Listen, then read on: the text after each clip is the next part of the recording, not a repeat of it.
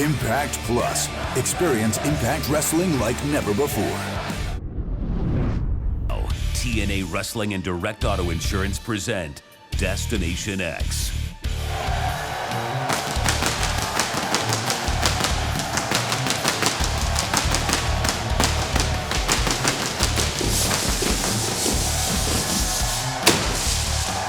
Tonight, live from Orlando, Florida, TNA puts the X Division in the spotlight.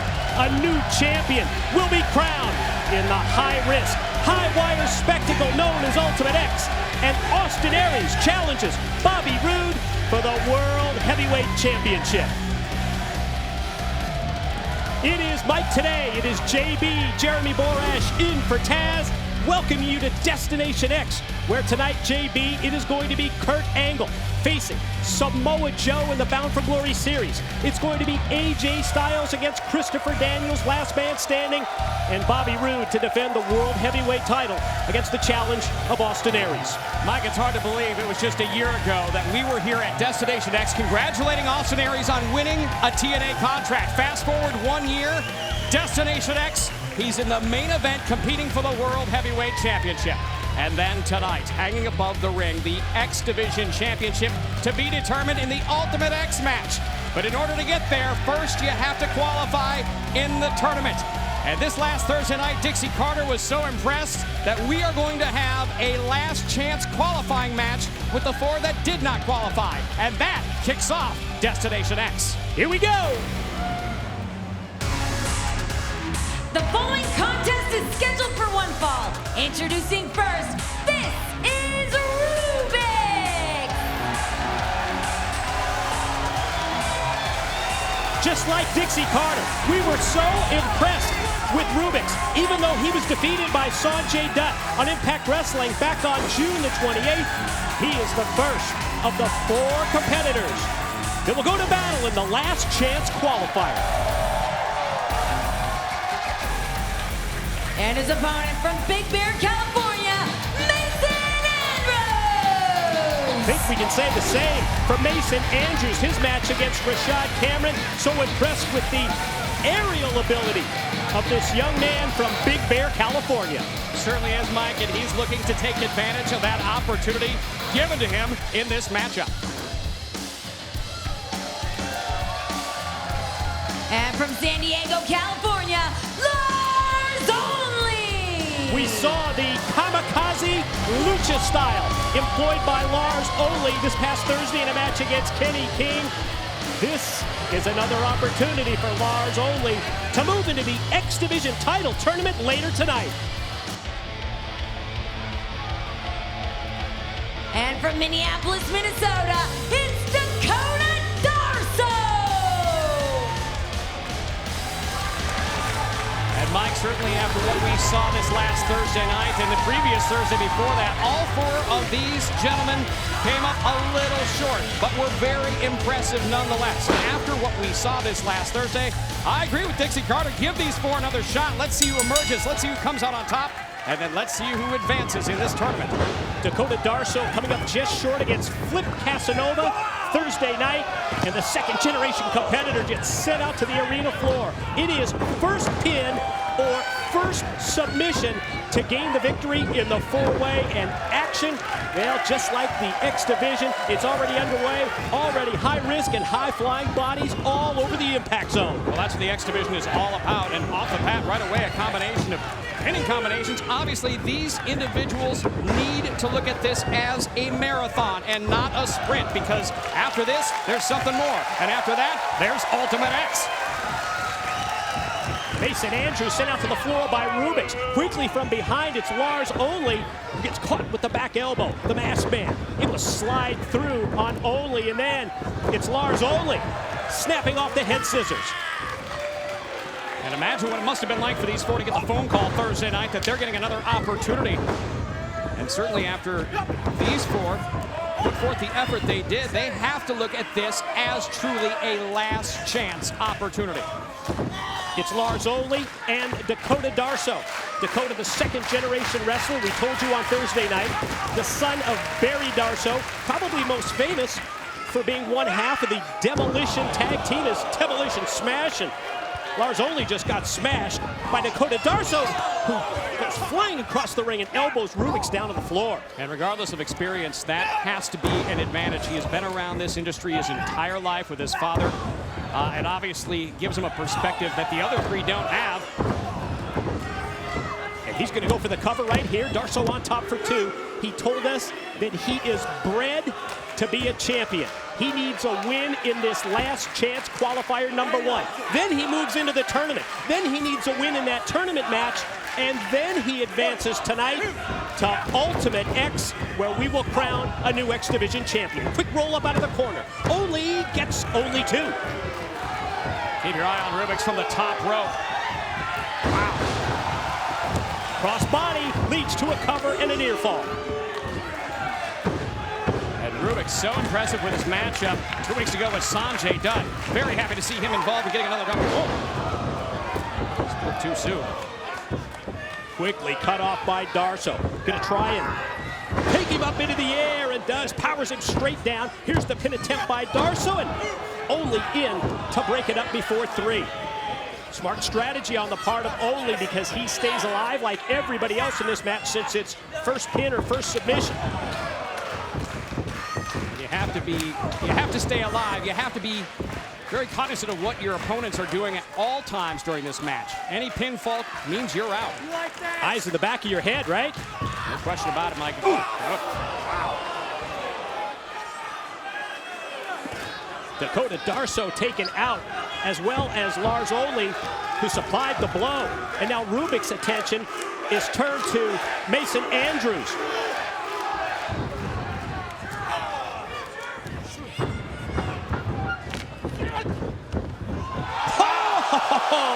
We told you we were impressed with the aerial ability of Mason Andrews, and that was Exhibit 1 right there.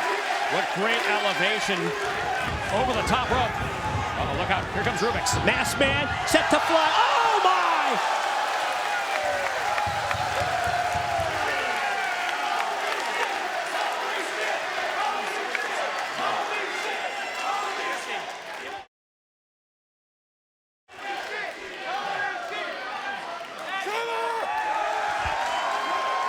Great response from the crowd here in Orlando at Destination X for this four-way opening match.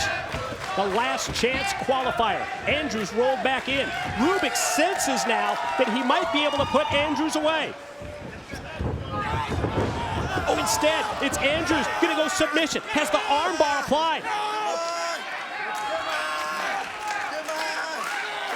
Submission hold here. Rubik's trying to fight through. And there looking on is Kid Cash. The reason being that the winner of this match, this last chance bout, will be put to the test because he must immediately meet his tournament opponent, Kid Cash. Gonna be no downtime, no rest period. Well, you talk about it being a marathon and not a sprint, knowing that even if you do survive this match, Kid Cash hangs in the balance, waits for you. And of course, after that, you're gonna have to go right into this matchup with Kid Cash. Great move by Lars Only. All three men affected by that. Only pin attempt on Rubix. Now turns his attention over to Andrews and gets two on him. Thus far in this matchup, all four equally impressive in different ways, but you can't really pinpoint at anyone with the advantage at this point. Anyone's match to win. Lars Only an attempt here to neutralize and to ground Mason Andrews. Meanwhile, you leave yourself wide open to the shot from behind by Dakota Darso. Smart strategy right there. Take the opposition, send them out to the floor, narrow the field down, and then try and concentrate and focus on that one individual that you can either gain the submission or the pin.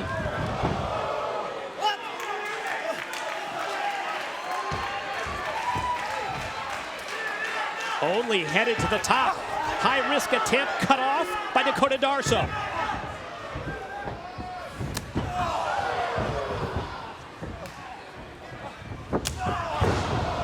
Wow. Powerful strikes with the kicks from Andrews. who heads up to the corner. Looked like he was good. An attempt here to overpower only. Instead, Dakota Darsow slips underneath. Oh, and power bombs both men into the pin. It's Darsow on Andrews for 2. Watch Rubix! Wow, all the way across the ring, Mike. Coast to coast drop kick.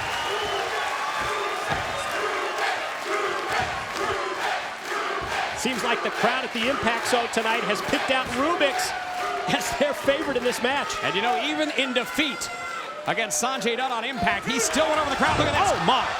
All the way, springboard from across the other side of the ring and connects. Doubly effective move. Not just the impact from the drop kick, but at the same time, Darsow, the back of his head, crashing into the corner turnbuckle.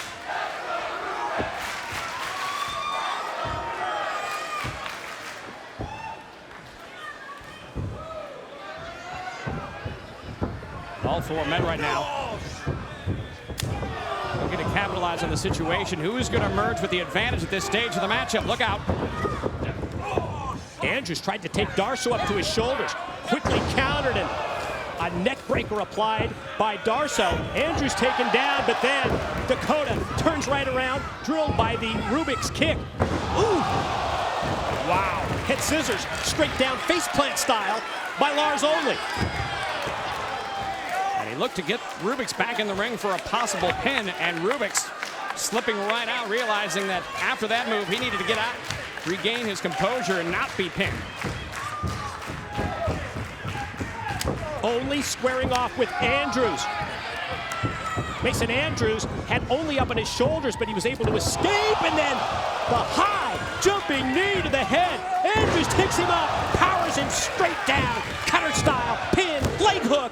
Whoa, got it.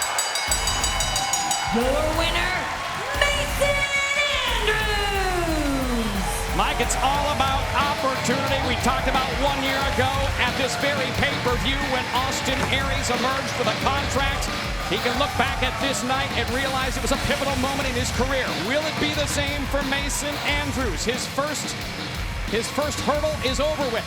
However, his second hurdle awaits in the form of Kid Cash. Nicely done. What a way to kick off Destination X with the 4-way. The last chance qualifier. You talked about opportunity. You talked about chance, JB. Mason Andrews cashes in. For Mason Andrews, that is step number 1 towards his goal of becoming X Division champ. We said it earlier. There would be no rest period. There would be no downtime. This is the opening match in the X Division title tournament. It's Kid Cash, former X Division champion, against Mason Andrews. And if there's somebody in the X Division that I would not want to be in this predicament against, it's Kid Cash, the opportunist, the man who takes every single possible shortcut he can in attempts at victory. He knows what's at stake here, Mike. He knows what he has to do. And obviously, after Mason Andrews competed in a tough 4-way matchup and emerged victorious, now he's in a predicament where he has to face the fresh Kid Cash.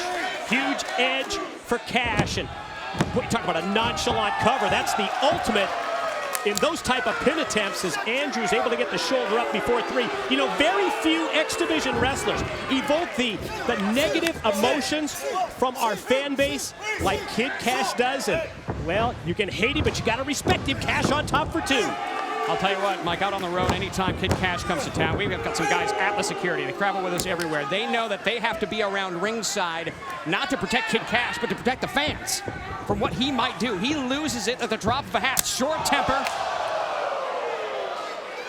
And a guy who is not afraid to take advantage of any opportunity. He has not let up for 1 moment on Mason Andrews since he came out here tonight. This is the chance for Kid Cash to regain the X Division title.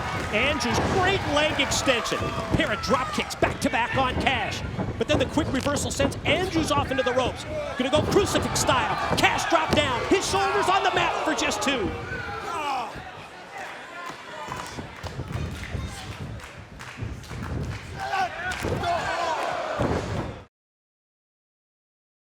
Andrews taken up and dropped across the top steel cable by Cash.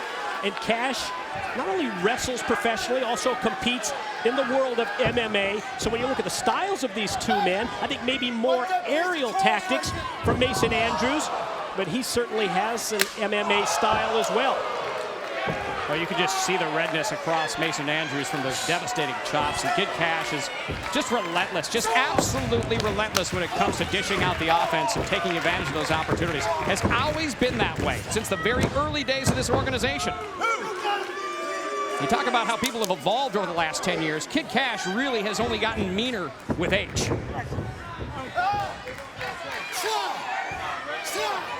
And meaner in the form of a series of vicious and violent cross-face shots to the head of Andrews. Again, trying to intimidate the referee. That's always in the game plan of Kid Cash. Right in the face of Brian Hebner.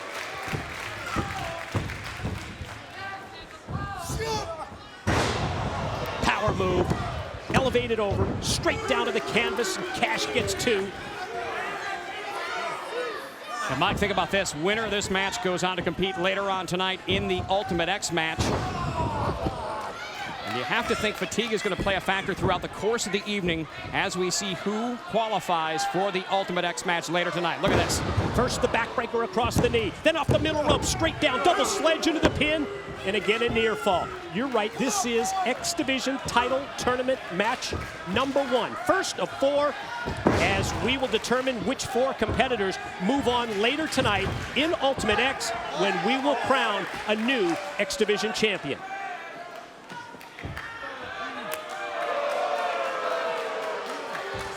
Usual lack of respect that you would expect from Cash. And you're starting to sense some frustration on the part of the veteran. Kid Cash, huge experience edge in this match. Also combined with the fact that Mason Andrews just competed for probably, what would you say, 10, 11 minutes out here in that opening 4-way match? No question about it. The road to success is not an easy one, especially for those involved in the Ultimate X tournament tonight, as we are going to qualify 4 different X Division stars. There we go. Typical Kid Cash. Drop down, elbow leads to a cover, but still life in Mason Andrews.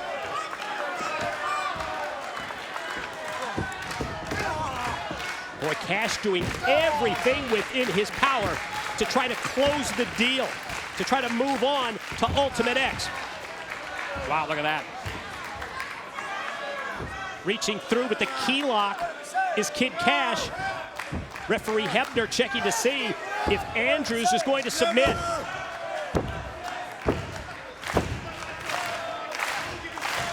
Power of the key lock as well as the body weight of Kid Cash comes into play with the submission hold. Important for Andrews to get back up to his feet. He does. The opening's there for the series of rights. But then the opening is immediately cut off by Cash again.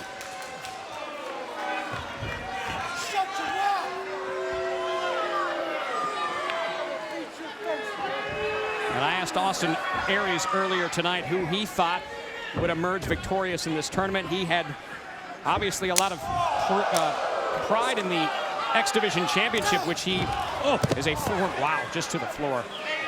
He really said it's anyone's game. Obviously, his concern now is the World Heavyweight Championship, but, you know, really setting a precedent for future X Division opportunities down the road by allowing the X Division Championship, by setting a precedent for the X Division champion to get a shot at that World Heavyweight Championship every year. Aries has been so supportive of the X Division, talking about, well, adding prestige, making it his legacy that X Division champ gets the opportunity to fight for the World Heavyweight title every year at Destination X. Cash to the corner. Look at that. Oh! Andrews last split second, able to get the knees up.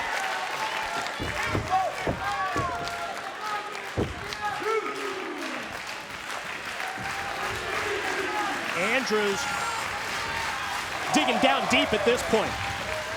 While Cash has been in control for the majority of the match. Andrews got back up to his feet, but then immediately the recipient of the offense from Cash. Ooh. Jumping back elbow, followed by the running clothesline. Again the drop kick. First time Andrews really been able to put together a series of moves. Out of the corner. Wow. He needs to capitalize on this momentum, Mike. It has been Kid Cash for most of this match, and right now Mason Andrews looks to be back in Keep control. your eyes on Andrews. Drop kick off the top. Caught Cash. Pin. 2. No. Grazed him on that top rope missile drop kick. Did not hit it flush. Oh, wow. That time he hit it flush. High. Jumping. Oh, no, not enough.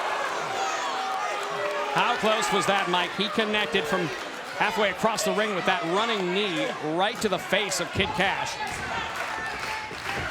It's a dazed Cash who shot off into the ropes, able to follow through. Sunset flip, but Andrews rolls through. Andrews, pin, bridge. Great strength on the part of Cash. That's so impressive.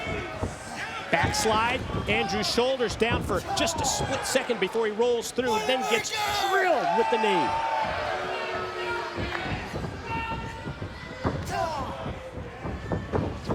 Cash went for that double underhook. Quickly reversed. Cash's shoulders down, and Andrews just pinned him. Your winner, Mason Andrews! And how about that? Mason Andrews not only victorious in the last chance qualifier, but then immediately in the heat of the battle, no downtime, no rest period, he defeats Kid Cash, and as a result, Mason Andrews, the first of the 4 competitors to qualify for Ultimate X. A hard-fought battle by Mason Andrews. And obviously, after already getting through his other 3 opponents, Kid Cash took it to Mason Andrews from the get-go. From the top, we see the knees connect, changing the momentum. And then look at that, from all the way across the room, Mason Andrews connects with a huge knee. And that was the game changer, but Kid Cash had a little bit left in him. Mason Andrews able to surprise him with a roll-up and get the win. You talk about opportunity, Mike. That is the word of the night. Mason Andrews, that man will now go on to the Ultimate X match later tonight here at Destination X. What a win. We're going to send it to the back, where Christy Hemme is standing by with the Samoan submission machine. I'm backstage with Samoa Joe. Now, we've been taking your predictions all night on Twitter on who's going to win the Austin Aries Bobby Roode match for the World Heavyweight Championship. Samoa Joe, what is your prediction? Well, on a night when nothing but the greatest will do, well, I'll go with a man who's achieved something great, a man who's beaten me. So tonight, I pick Austin Aries. Good choice. Now, you're in a big match yourself, Bound for Glory Series match. Let's go ahead and take a good look at the leaderboard. Topping the list, James Storm with 36 points, and just behind him, Samoa Joe with 27 points. And your opponent tonight in 4th place with 20 points. Now, Joe, what is your strategy going into tonight?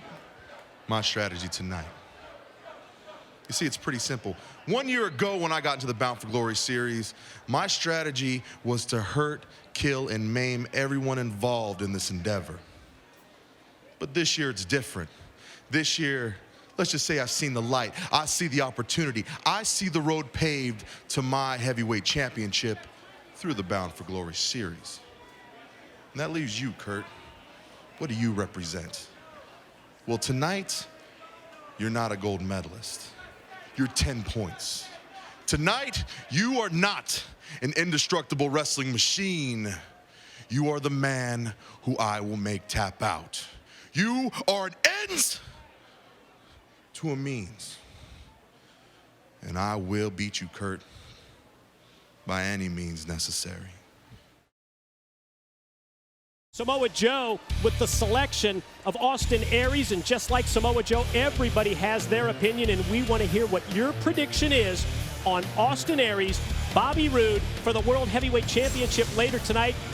Vote now via Twitter. JB, tell them how they can be heard. All right, we want to know who you think is going to emerge World Heavyweight Champion tonight. Will Bobby Roode keep the World Heavyweight Championship, or will it be Austin Aries night tonight? At Impact Wrestling is our Twitter address. Now, what we want you to do is, of course, include your hashtag at Destination X with the hashtag in front of it, and we want to know what you think. Who will emerge victorious tonight? As you see the feedback coming in, fans from all over the world chiming in on this. It's going to be a huge matchup tonight. Leave us your feedback at Impact Wrestling is our Twitter name. And we're going to be checking out your feedback all night long tonight.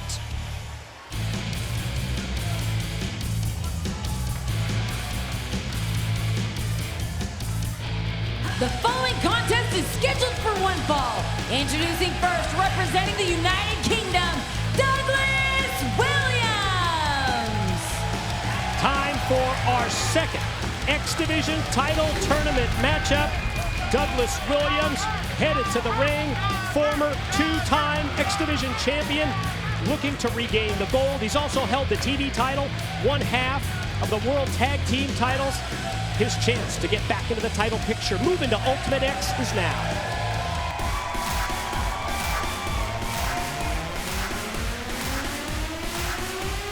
And his opponent from Las Vegas, Nevada, Kenny King. You want to talk about a guy who has really stepped up in the last week. No question about it. Kenny King has made it known the world over that he is here to crown a new king in Impact Wrestling, and he says it starts tonight. Kenny King has to get through Douglas Williams to even get a shot to compete in the Ultimate X match. You talk about a guy with so much confidence. I've known both these men for a long time, and I got to tell you, Mike, 8 years ago at a small little promotion called NWA Wildside in Cornelia, Georgia, I met Kenny King for the first time. A quiet guy. Didn't really seem to stand out from the crowd. Fast forward 8 years to this last Thursday night, I see Kenny for the first time. I find out he's certainly had an interesting career choice, interesting career path along the way, and is beaming with confidence. A completely different man. He has evolved over the last 8 years to a man who has now found himself competing with among the best in the world. Douglas Williams tonight for a shot to compete in the Ultimate X later on at Destination X. What did we say about Kenny King on Thursday night on Impact? A real-life Magic Mike. A real-life Magic Mike competes with, or competes, I guess, what do they do? They compete on some levels. Form of competition, I guess. Sure, in the Chippendales in Las Vegas. So this guy has quite a life, I got to tell you. Kenny King with the victory over Lars Only on Thursday night to qualify for the title tournament. With Mason Andrews, the first to advance, it's time to find out who the second competitor for the Ultimate X match is going to be, and there you see it hanging high above the ring. The X Division title belt that will go to the victor tonight in Ultimate X.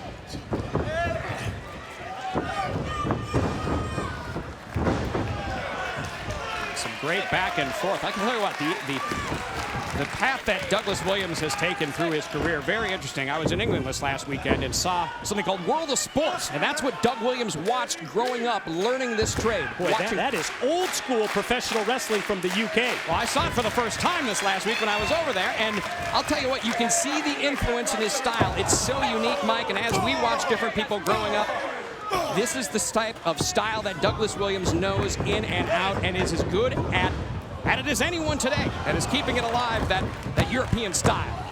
King drops down into the pin for 2. Now the backslide attempt with Williams' shoulders down. Did you tell me you were really impressed with Johnny Saint? Little rollerball Rocco. Oh, some great names. And obviously, you know, we grew up watching different people. I grew up watching the Crusher, Mad Dog Vachon. Might explain a few things about me. But Douglas Williams grew up with a very, I guess, proper British style. Painful submissions, chain wrestling, and he has incorporated that into his genre, into his arsenal. Whereas Kenny King, I'll tell you what, to see how he has advanced, to see how far he has come in 8 years, just amazing. And look at that. Oh, what a British gentleman is Doug Williams, offering the hand and then offering the foot. Yeah, the cheap shot by Williams on Kenny King. Different offenses here from the two. More mat-based offense, more striking from Williams, more athletic style from King, who's sent out to the floor. There's the quickness of Kenny King. Oh my, slingshot, twisting in mid-air and landing on Williams.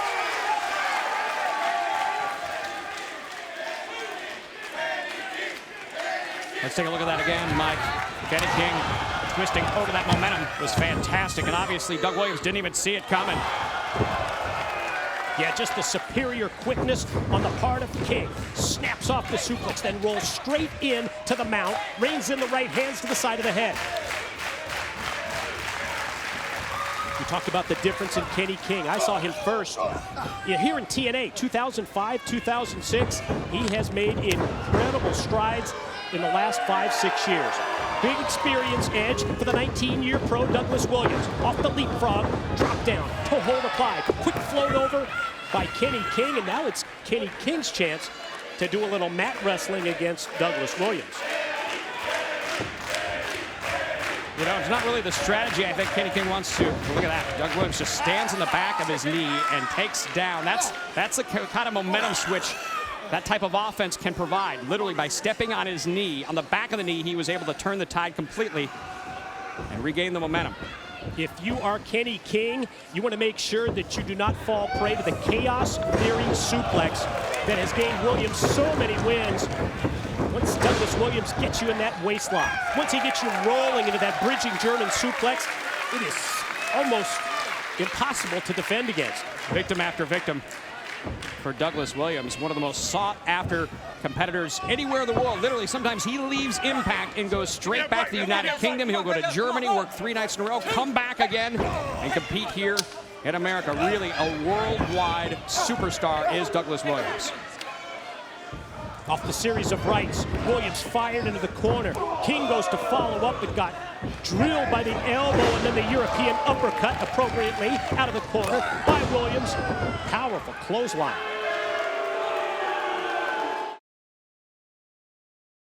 To someone like Douglas Williams, as much as he has accomplished, we told you about all the title reigns, multi-time X Division champ, TV champ, half of the world tag team champions.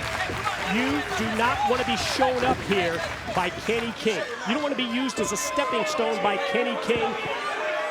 This is Williams' chance, as well as King's, to move to Ultimate X. No question about it, Mike, and we mentioned it before. Obviously, Mason Andrews competing already for a number of minutes, and he now has a little bit of an advantage as he has the most time in between from the time of his win to the Ultimate X match, but at the same time, he has to be completely drained after getting full. Watch this quick roll up out of the corner, came out of nowhere. Williams shoulders down for 2 as King almost moved to Ultimate X. And a thrust to the midsection followed up by an uppercut. That is very typical of Doug Williams, a combination like that. Take it out of your midsection and then take it out of your face, essentially. It's how he's won so many matches in the 2 decades that he has competed. Powerful strikes, great mat work, and then catch you out of nowhere with the suplex. Running knee in the corner. This time, straight vertical. Snaps it off out of the corner, but maintains his grip. There's the go behind. Here it comes. Ooh, went for it. He knew it. Kenny King had that scouted. King answers. First atomic drop, then Enziguri-style kick to the back of the head.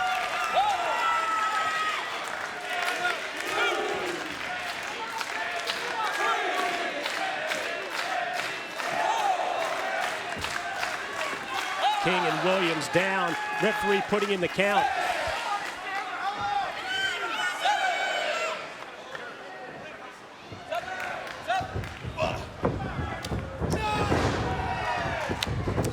This time it's the power of Kenny King.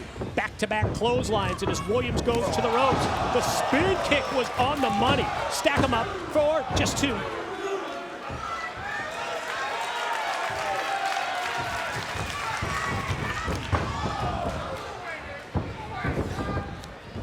This time a spine buster after the kick leads to another cover, another pin attempt, and yet another 2 count.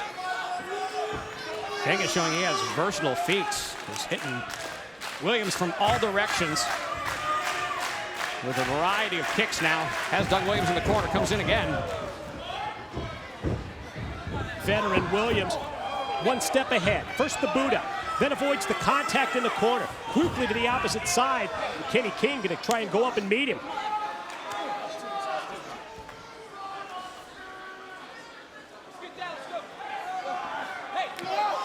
Oh!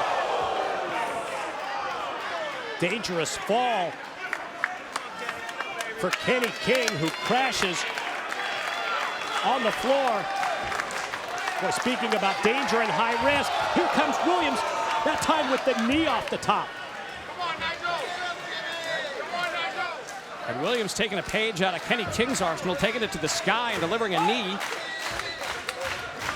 Good point. You don't often see Douglas Williams go that high risk. But the fact is he can, Mike, and that's what separates him from a lot of others. He really has a style that can accommodate a game plan of submission, or if you got to take it to the skies, Doug Williams just showed he can do it as well. Looking for the count-out win is Williams. Instead, King rolls back in to beat the count, but Williams comes up just short on the pin.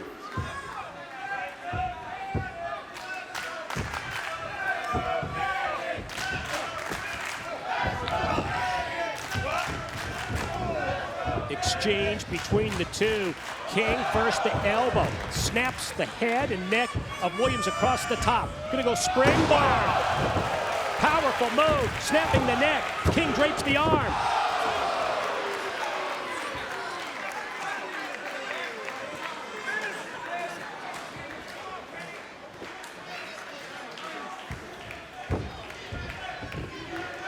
King right back to the offense.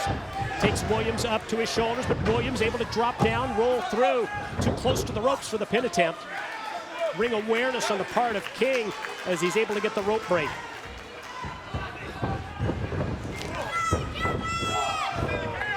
Effective. Another running high knee by Williams.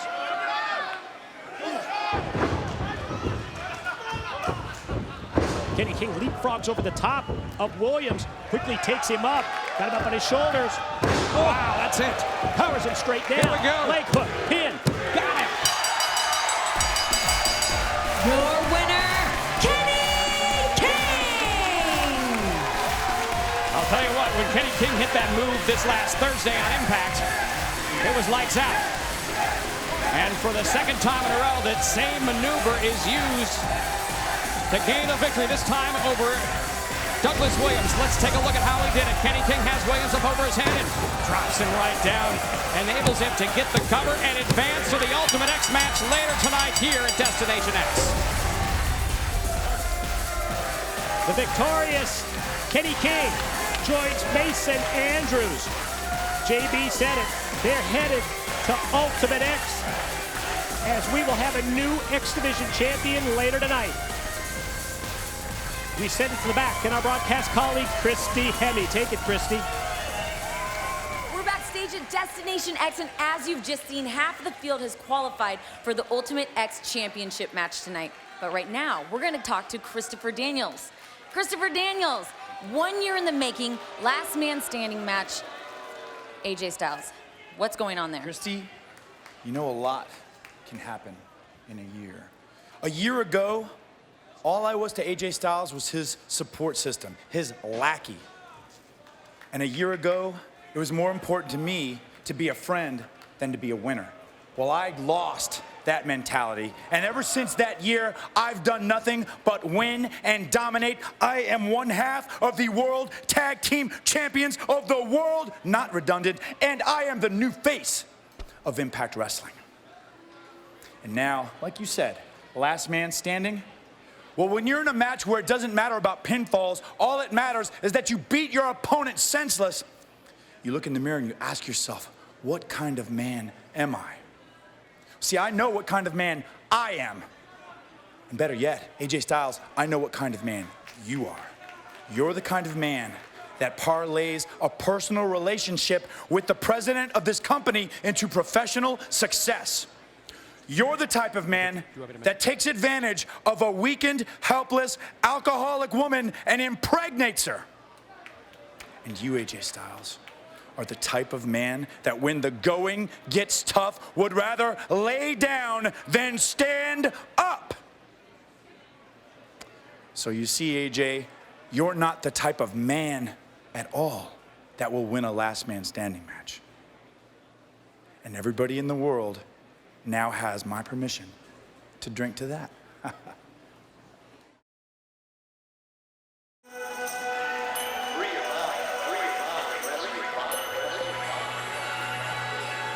The following contest is scheduled for one fall. Introducing first from Mumbai, India, Sanjay Dutt.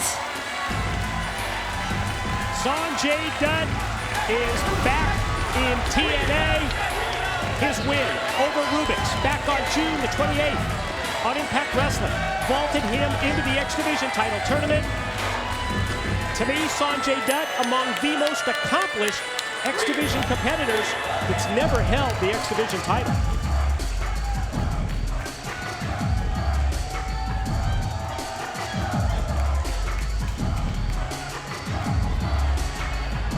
And his opponent from Philadelphia, Rashad Cameron. You know, on paper, both Cameron and Dutt are 12-year pros. But in terms of high-profile, big-time matches, it's a huge experience edge here for Sanjay Dutt. I'll tell you what, that just means Rashad wants it. Maybe just a little bit more. He hasn't had that taste of the spotlight like Sanjay Dutt has had. And obviously, when you're trying to climb up to the top, get a spot on this roster, you're hungry. You want it. And obviously, Sanjay Dutt sees that opportunity as well. He sees that X Division championship hanging above the ring. Both men want it badly. And one of them will emerge to the Ultimate X match later tonight. And JB, in light of what we have seen tonight from Mason Andrews, both in the last chance as well as in the first round of the X Division title tournament, how impressive was the win on Impact Wrestling 10 days ago when Rashad Cameron moved into the tournament by defeating Mason Andrews. So impressive. Obviously, so much at stake here and so many. Oh, great double drop kick attempt in both men. And we had things trending all over the place. Kenny King trending earlier in the matchup. We saw Mason Andrews trending. Love your feedback. Getting a lot of it tonight so far here at Destination X. And I got to tell you, a lot of people on Twitter have asked, what has Sanjay Dutt been up to the last 3 years? Well, I can tell you, I just got back about 5 or 6 months ago from India with Sanjay, where he competed for a number of months. Oh, wow, great drop kick. And to see the response for that man walking the streets of Mumbai, Pune, the different places we went to, absolutely astronomical. A country of 1 billion people, and this man can't even walk the streets without getting mobbed. He is a huge, huge name. They love, they support him, and he was very, very successful over there. Now, whole different ball game. He's got to get through not only Rashad Cameron tonight, but in order to get that X Division championship, he's going to have to do it the Ultimate X. Look at, we saw Cameron, how he flew on Impact Wrestling against Mason Andrews. Much the same here against Sanjay. 2, 1, 5. And Rashad taking it to the skies as well. Look at that, clearing the top rope. Easily clearing the top rope and coming crashing down on Sanjay Dutt.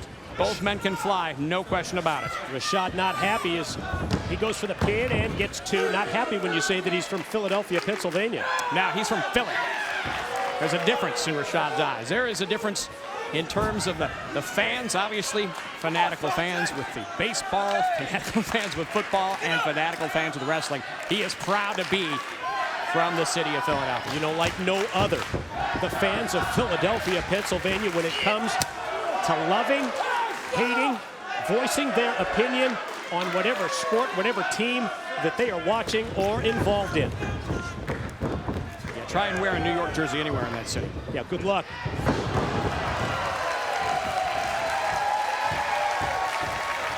Now Sanjay into the ropes. Oh, the way that Sanjay went flying with that dropkick variation right through the ring ropes.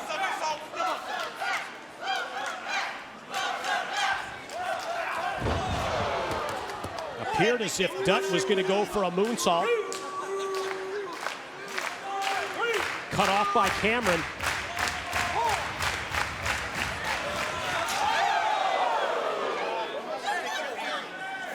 You hear the impact as the guardrail is used as a weapon. Cameron in to break the count. Avoiding the double count out here. Now going to roll a weakened Sanjay in and try and put him away and move to Ultimate X. Come on, Sanjay, get up. Look at it. Look at it.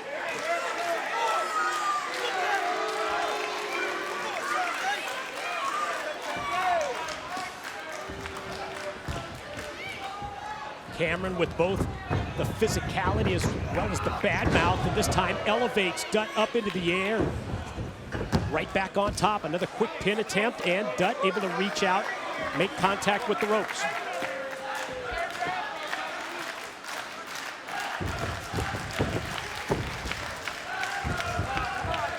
Match number 3 in the X Division title tournament, as one of these two men moves ahead to Ultimate X.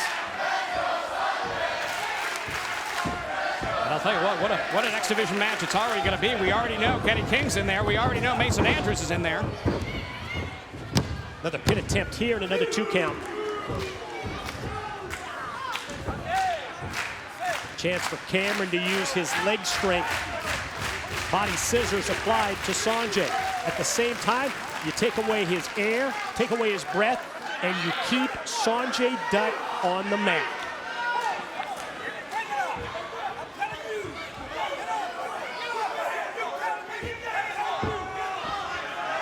Rashad taking issue with referee Earl Hebner.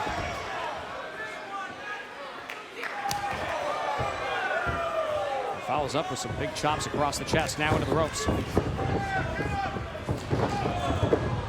Quickness, speed of Sonjay, so damn impressive. Like a bulldog-style face plant in that middle turnbuckle. Then both boots. Oh my, slingshot across, leg drop, back of the head of Cameron, whose neck and windpipe snap against the rope. Straight down splash, here we go. We saw an exact combination from Sonjay Dutt on Impact in his big win. And Sonjay really has come a long way, no question about it, but that X Division Championship has always eluded him. And that's the one goal he says he has never attained in his career. He wants it more than ever. Yeah, he talked about it on Impact Wrestling. Post-match interview with Christy Hemme. First, it's the Dutt arm drag, then the boot. Cameron beats him to the ropes. Able to roll through.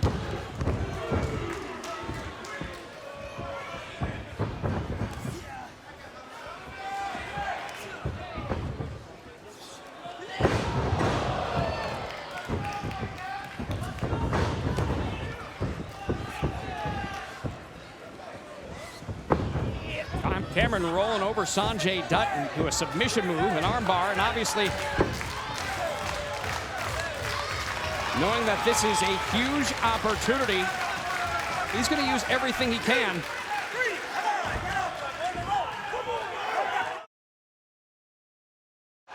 Not happy with our senior official, Earl Hebner.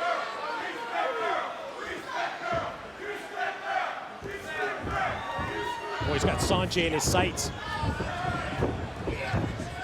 Instead, Dutt reverses, counters. Well, he went for that jumping DDT that he was successful with on Impact, but now Sonjay counters it and goes to the top rope. Oh my! You are kidding me. There it is, double foot stomp. Here's the cover, here's the pin, here's the win.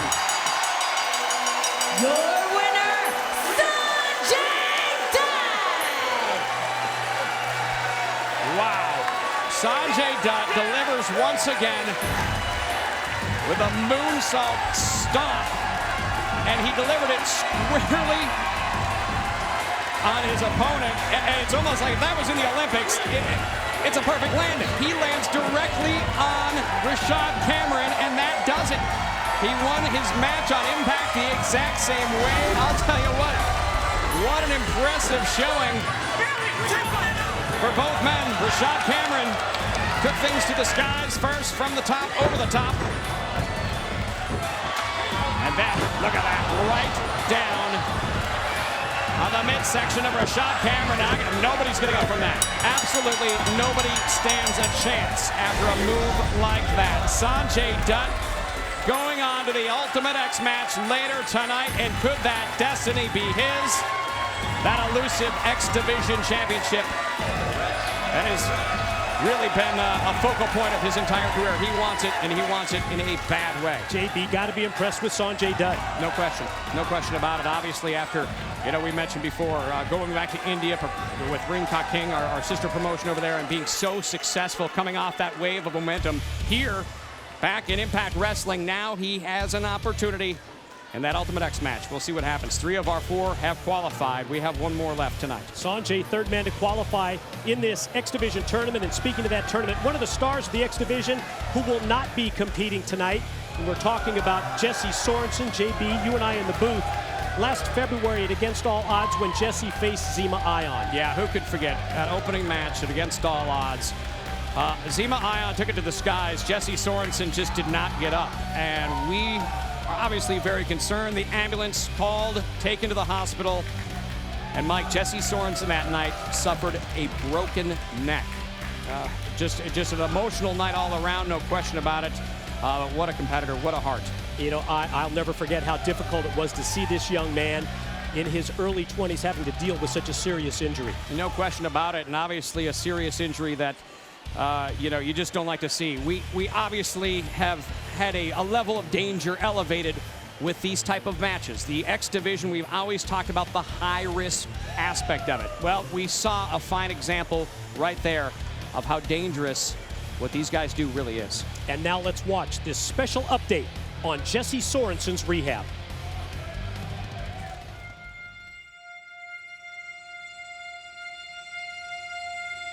You know, the whole thing, I'm in Houston watching it, watching the same thing everybody else is seeing, waiting to hear. That's my baby. And I didn't know what was going on. I didn't know if he was hurt. I could see him laying on the floor. I remember seeing Zema come off the top, and the next thing I know, I was knocked out. I was laying on the floor, and I heard the ref counting me out.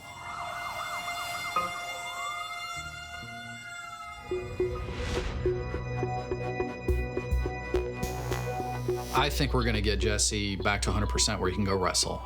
Clearly, when you have an injury like this, you're going to be predisposed to re-injuries. So he's going to have to be careful. One of the things we're doing right now is putting him on a program to strengthen his neck, to support those tissues where he did suffer this injury. And with enough strengthening, conditioning, and just being smart in the ring, I think he's going to have a long, successful career. All right. That's some good work, Jesse. All right, you're looking really good. Made a lot of progress. I'll look to see you again on Monday. Sounds good. All right, thank you very much. Yeah. Anytime you break a bone in your neck, that's a big deal. I mean, there is a potential for paralysis and death. Jesse's very, very fortunate that he didn't suffer a lot more consequence from this injury than he did. What I loved to do was taken away from me before I was kind of ready for it to be taken away. I was pretty much on top of the world on my way of becoming an X Division champion, and then it got taken away, you know, by one moonsault. When it first happened, going from thinking I was going to be paralyzed for the rest of my life to being able to walk out of the hospital on my own, you know, I've just, like I said in the last interview when I was in the hospital, I'm just going to try to make it as positive as I can. And like they said, I'm going to make a full recovery, so all you can do is stay positive.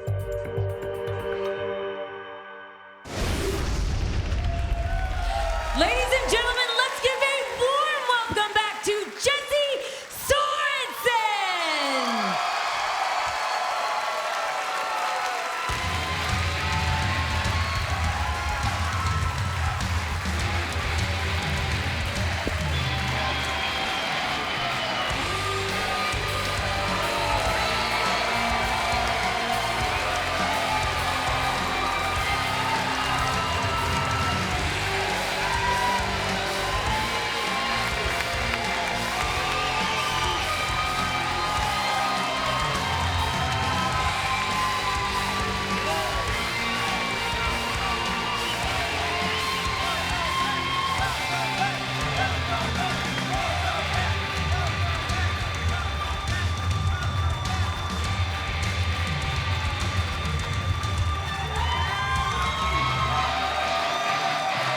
Jesse's mom, Jesse's girlfriend, greet him at ringside.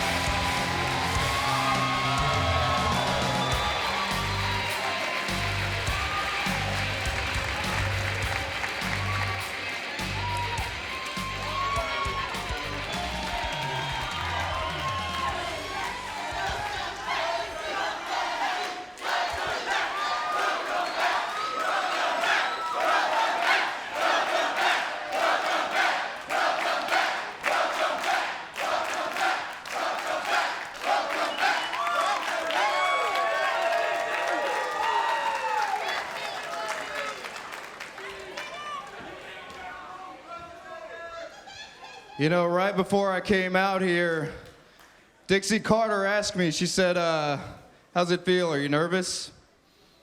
And I looked at her and I said, you know, it's just good to feel anything. Because the last time I was in this arena, I was being carried off on a stretcher, unable to feel anything from the neck down. I laid in an intensive care unit, staring at the ceiling for days, wondering if my career was over and not knowing if I would ever walk again. We love you, love you.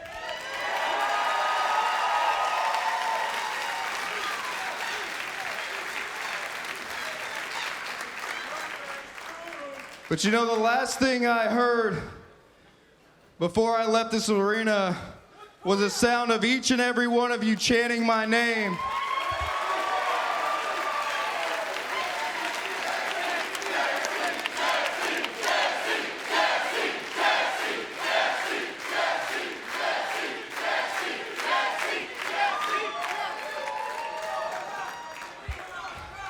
And you know, it's that same chant that motivated me to walk down this ramp, get in this ring, and stand before you and tell you that God put me on the face of this earth to be a professional wrestler. That is what I am, and that is what I always will be.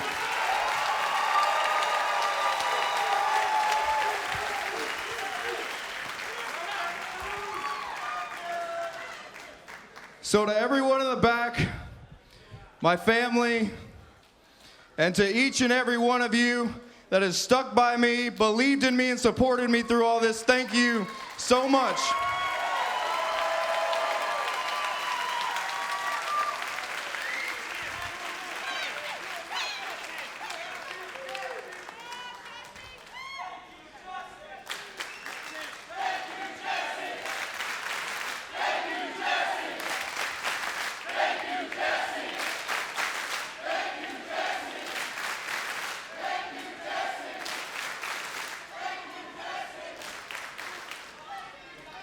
Seriously, guys, from the bottom of my heart, no, thank you.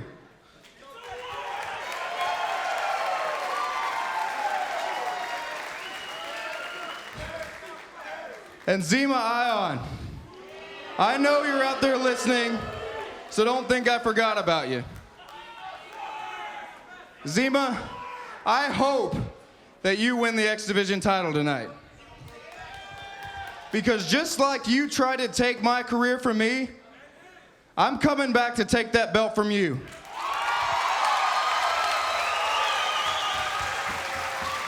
And I'm making a promise that right now, this time next year, Destination X 2013, I will be the TNA X Division champion. And I will cash in that title and go on to become the TNA World Heavyweight Champion.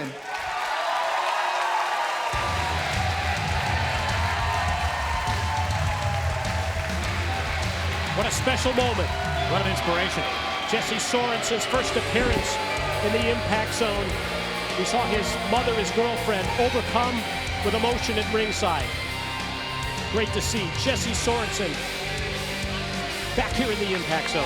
I'll tell you what a great family, what a great support staff he has. His mom, Lori, an absolute sweetheart of a lady who has been there through every step of this recovery. And you can bet, Mike, if he says it, I believe it. Jesse Sorensen next year at Destination X has a good ring to it.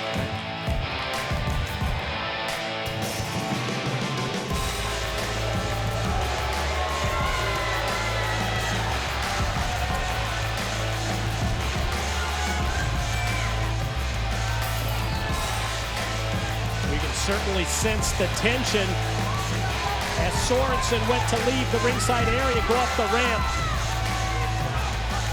And here's the man who's responsible. And it's one of those things, JB, talking about Zema Ion, where we're not placing the finger of blame necessarily. For one fall. Just the fact that he's shown zero remorse. Zema Ion. And Mike, even something more disgusting, that was the very first interaction those two have had since that incident. No phone calls, nothing. Zema Ion, yeah, hope you're proud.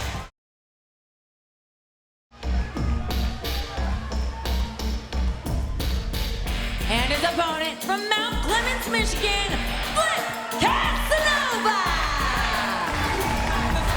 Time for another match in the X Division title tournament. The 5-year pro, Flip Casanova, off the victory over Dakota Garso on Thursday's Impact. Moves in to the tournament. Now he's got to face Zema Ion. We're going to see which of these two men advance to Ultimate X, and Casanova caught with the cheap shot from behind, not surprisingly, by Ion.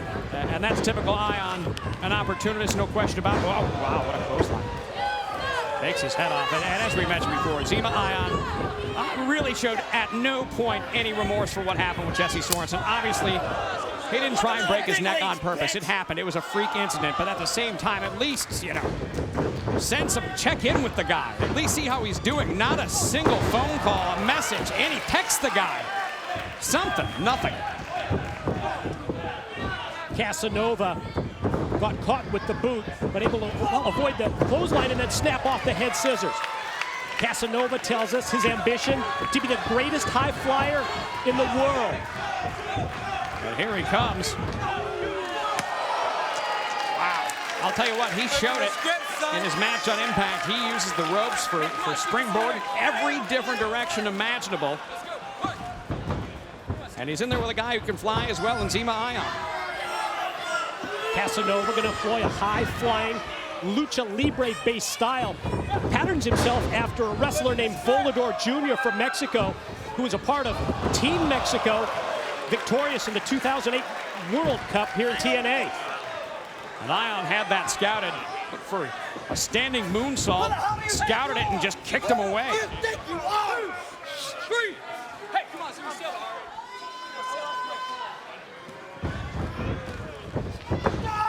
Double knees to the back of Casanova, courtesy of Zema Ion, the 8-year pro who's competed all over the U.S., Japan, Mexico. You know, it was Zema Ion who was in the Destination X match 1 year ago where Austin Aries was victorious. He certainly was, but he also impressed the Impact officials enough to be offered a contract, and obviously since that time has made a lot of waves in the X Division, competing here tonight for a shot in the Ultimate X later on tonight. Did you see that? Mike, I don't mind telling you, this guy's he's a little odd. Proud to tell you, be the first one to tell you, in every media interview he does, his mom's a mail-order bride from the Philippines. Loves that it's unique. Loves that he's unique. Loves that he walks to the beat of a different drummer, if you would. Me, myself, and Ion. It's all about him. And if he could fit a few more wonderful adjectives about himself in there, he probably would. But you can't deny the fact that he has been very successful when he's focused. Loves making sure that his hair is just right. Using the hairspray and maybe too much showboating on the part of Zema Ion as Casanova able to catch him off guard.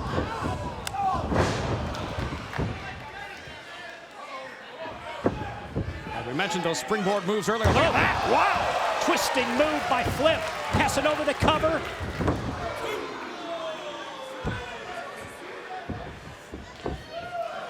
And that's what makes Flip unique. He said from any different direction, any style, springboarding from the ropes is his thing. He loves it.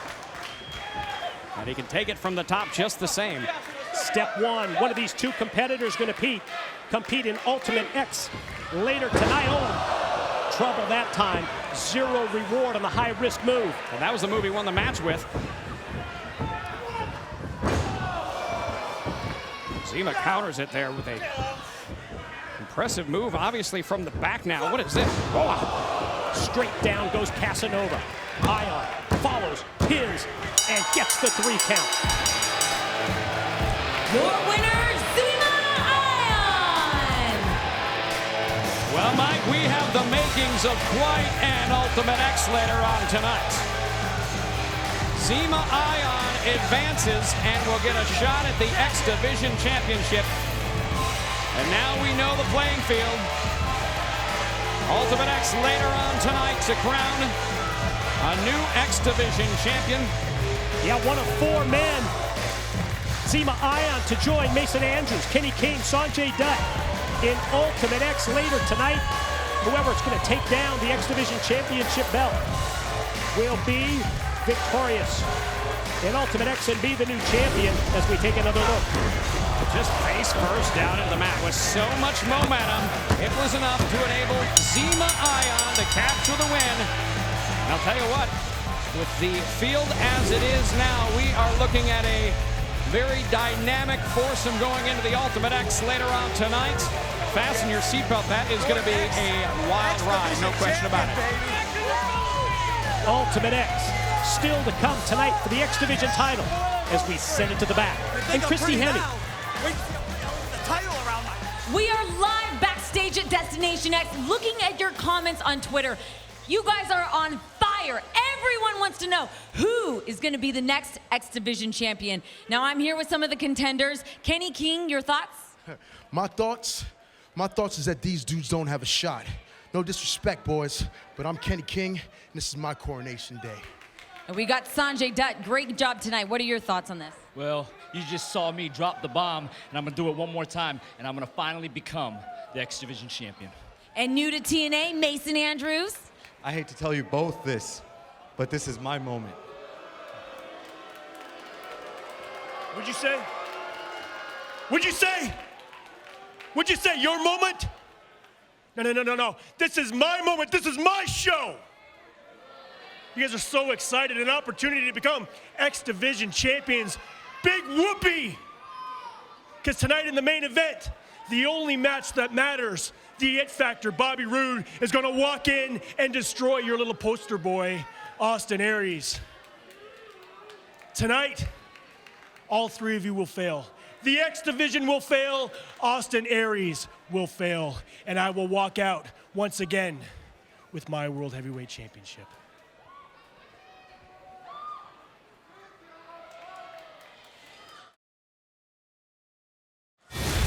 Well, it is a cocky, confident, and arrogant World Heavyweight Champion as we go to the Bound for Glory Series leaderboard, JB.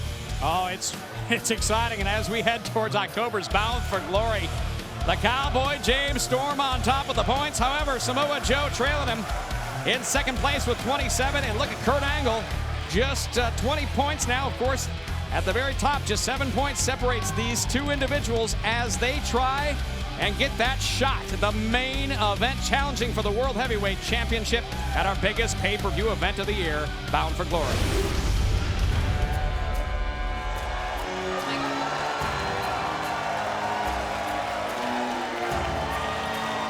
The following contest scheduled for one fall is a Bound for Glory Series match. Introducing first from the Isle of Samoa, the Samoan submission machine, Samoa Joe! You know, JB, people always ask me on Twitter at Real Mike Tenay about my favorite matches that I've called through the years. It's so difficult to narrow that down. I will say that Kurt Angle and Samoa Joe, to me, it's the best rivalry that I have seen in 10 years of TNA, and it's time to write the latest chapter in that storied rivalry. Who'll ever forget the headbutt heard all around the world?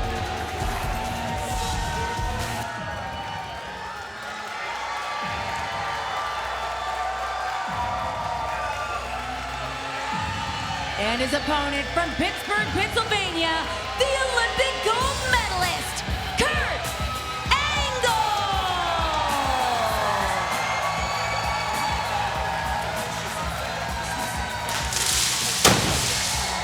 And who will ever forget Genesis 2006 when Samoa Joe's 18-month winning streak came to an end courtesy of this man, Kurt Angle, and his ankle lock. We saw the updated leaderboard in the Bound for Glory series. And that is his daughter and son, Cody and Kira, here tonight. Obviously at ringside with his dad in the ring, Kurt Angle. Talking about that updated leaderboard that we saw just moments ago. That reflects what happened this past Friday night in Charleston, South Carolina, when Kurt Angle forced the Pope to submit, he picked up 10 points, and as a result, now has 20 points in the Bound for Glory series. Yeah, we were in Charleston on Friday night, great TNA Live event, and I flew back on the same plane with Kurt Angle on Saturday morning. Managed to weasel my way up to first class and talk to Kurt for a little bit. And Kurt made it very clear. How about this? From here on out, he says every match he competes in the Bound for Glory series, he is going to try and go for that 10 points. He's going to try and end it via submission. And obviously, earning those extra points, he feels will be the key to getting the advantage, getting the points, and continuing all the way to the main event of Bound for Glory in October. Being able to do that, he's got to go through the Samoan submission machine, a man who also could use those 10 points in a big way tonight. It's a great strategy, and you know that both of these men who specialize in submissions will be doing their damnedest to get that 10 points that you pick up with a submission victory. If you look at it from Kurt Angle's standpoint, if he were to get a pin win over Samoa Joe tonight, he'd move into a tie for second with 27 points. Submission win would put him into second with 30 points, while Samoa Joe at the same time could pick up 7 points from a pin, as we see Angle immediately go for that ankle lock in the early going. If Samoa Joe were able to get a submission win on Kurt Angle, he'd pick up 10 points. And looking at the updated leaderboard, Samoa Joe would move into first place with the 10 points, right? Your calculations are indeed accurate, Professor. That is true. Both men obviously in a position right now with this matchup. We heard it. I heard it first person from Kurt Angle. I would imagine Samoa Joe is going to have the exact same game plan. Obviously, two different wrestlers in their own selves, obviously in their styles, their personality, but both just among the best at submission wrestling. You can't top these two. And obviously, whoever gets the advantage is going to try and capitalize and put the exclamation point on the end of this sentence via submission tonight. It's just such a surprise when you looked at the Cowboy, James Storm, the time that he won that opening gauntlet match, took a commanding lead in the Bound for Glory series, and now to have competitors like Samoa Joe, Kurt Angle potentially breathing down his neck or possibly even taking over the lead. Face wash in the corner coming up. 1, 2, 3. Wow. Power behind the running knee from Samoa Joe. Directed to the head of Kurt Angle. 15-minute time limit, like it is for all matches in the Bound for Glory series. And what a turnaround in terms of 1 year to the next for Samoa Joe when it comes to that Bound for Glory series. Well, you're certainly right, Mike. There's no question about it. As he looks at the points and as he sees who is on top of the leaderboard with the Cowboy, James Storm, out in front after that big 20-point win to kick the whole thing off, he knows that his strategy has to be win and win often all the way through October. You got to have a several-month run of success to go on the Bound for Glory. You love the physicality when these two men square off, and this time, Angle hurled all the way over the top. Samoa Joe tossing Kurt out, and you see Angle landing well past the mat that covers the arena floor, out on the concrete. Head of steam for Joe. Big 300-pounder goes airborne. Suicide dive by Joe, right on target. And there isn't another 300-pounder in this industry that can fly like Samoa Joe. Obviously, we've seen the strength, we've seen the submission, we've seen the size. Nobody moves like Samoa Joe in that ring. Wow. First Kurt tossed all the way out to the concrete. Joe immediately follows up. You pointed out the quickness of Samoa Joe, and it was on display right there. Big forearm shot off the suicide dive. Angle rolled back in, and Joe left himself wide open. Surprised to see that Samoa Joe would put himself in a position like that. Complexion of the match quickly turns in favor of the Olympic gold medalist.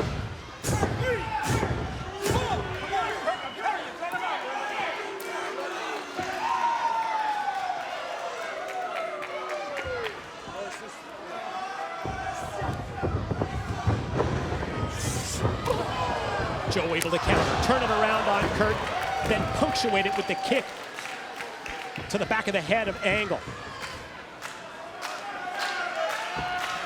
Kurt set up in the corner. The muscle buster attempt by Joe. Stopped, blocked, by the Angle headbutt of all things. And then how about Kurt's follow-up move? Well, obviously a drop kick off the top rope, not a move you see normally from Kurt Angle, but you know what? We've also seen Kurt Angle moonsault from the top of a steel cage. We've seen a lot from this man, and obviously when the chips are down, Kurt Angle will take great risks. Look at that. It's such a great reward.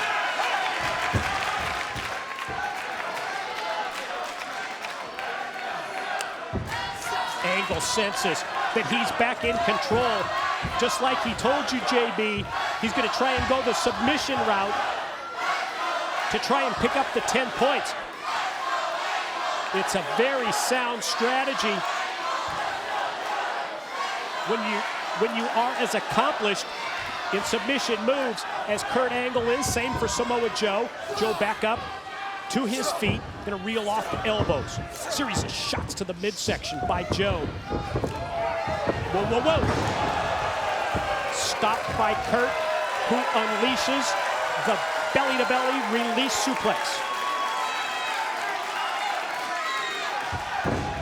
Kurt drops down, going for the pin win here. Saw the opening right there. Why not take advantage of it?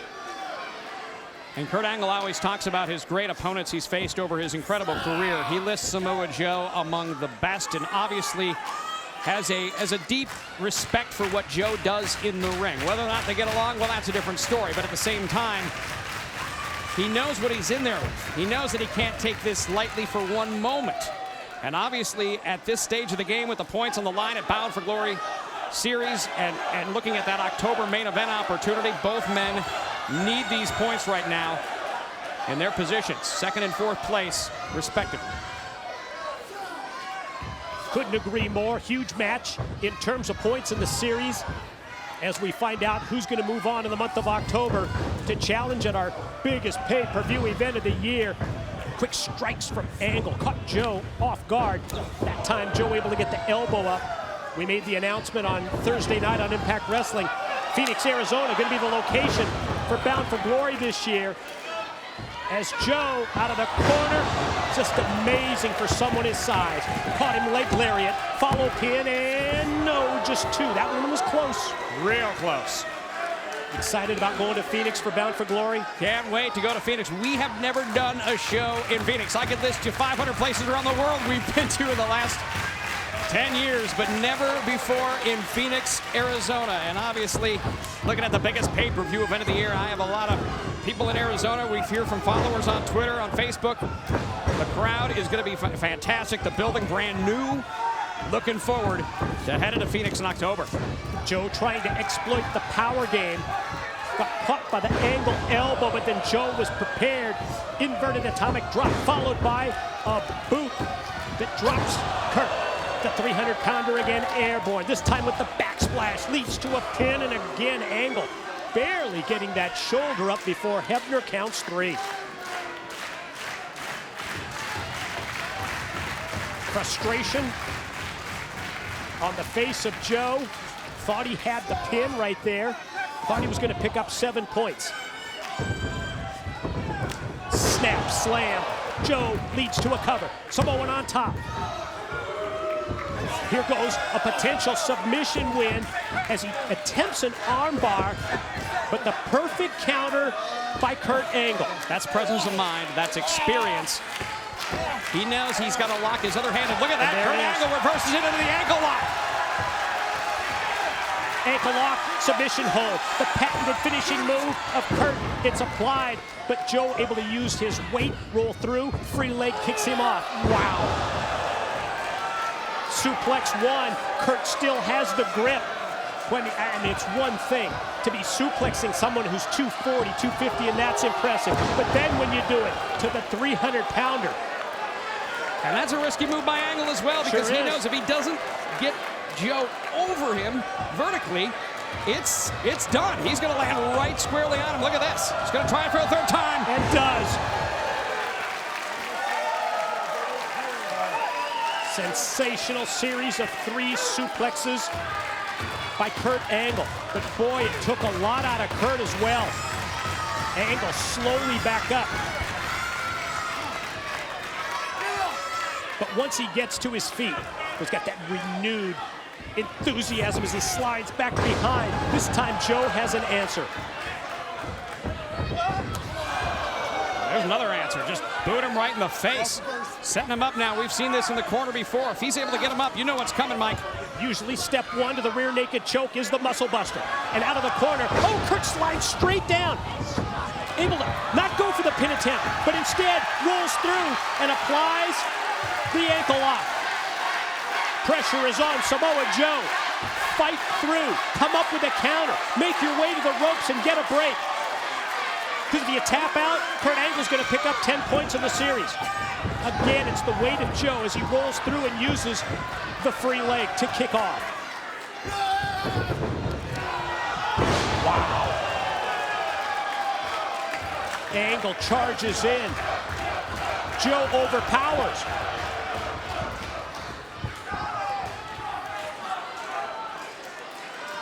Kurt set up on top again. Joe, this time he's got him for the muscle buster, and this time he hits it. Joe gonna go for the rear naked choke here or the pin. It's the pin, going for 7 points, and Angle gets it up before 3. Oh, I didn't think that was gonna happen. That looked like a sure pinfall victory for Samoa Joe off the muscle buster. He saw Angle down on the mat, decided to go for the quick 7 points, not going for the submission win. And I think most interesting out of that is Joe opted to go for the pin instead of the submission, knowing that at this stage of the game, he thought, well, I know I can put him away with the muscle buster. I'm going to try it, go for the pin, get the 7 points, and now look at this.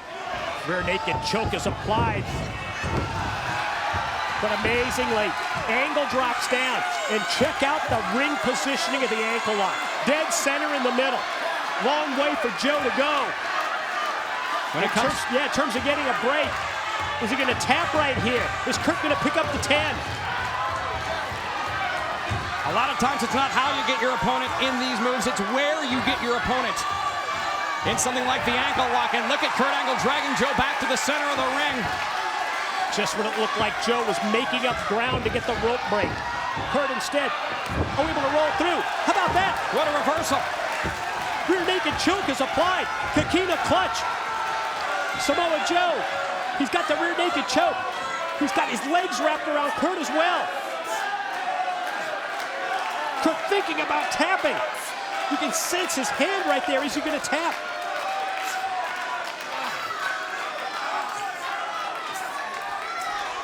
Oh, Kurt fighting through the pain.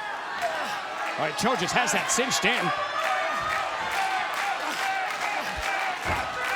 Joe's got the firm grip. Kurt doing everything within his power to try and break it. But Joe right on top of him. And not only Samoa Joe with the choke, but putting all of his weight on Kurt, who digs down deep and Angle comes back. Angle slam, could be Kurt's pin, cover. Here we go.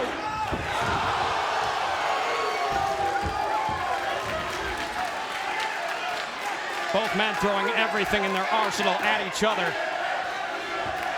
It has been just what you would anticipate in this storied rivalry with so much at stake in the Bound for Glory series. Straps come down, and if there's any way for Kurt to turn it up another notch, that's what he's going to do. Oh my, what a kick by Joe right into the face of Kurt. Again, Joe up, able to slide over this time. No Angle slam instead. It's Joe back with the rear naked choke. And Angle trying for the roll through, and in the process took himself down to the ground. Not where you want to be when you're in this move. Look at that. Look at the situation Kurt Angle is in. Referee Earl Hebner right on top of the scene. Joe has that left arm hooked as well. That means Kurt only has his right hand free to try and bust that choke. Kurt fighting. Doing everything within his power. But boy, Samoa Joe has had it on for a long time. He has it locked in. Cinched in so tight to Samoa Joe. And Earl Hebner calls for the bell. Kurt Angle went several seconds there without even moving, and that's the sign you're out. That's the sign you've got nothing left. And Kurt Angle hasn't moved since. Your winner, may not have tapped out, but in the opinion of our senior official, Earl Hebner, Angle had passed out to the point where Kurt was not responding. And I think in Earl's opinion, he called a halt to the match and stopped it for Kurt's safety as Kurt has a complaint.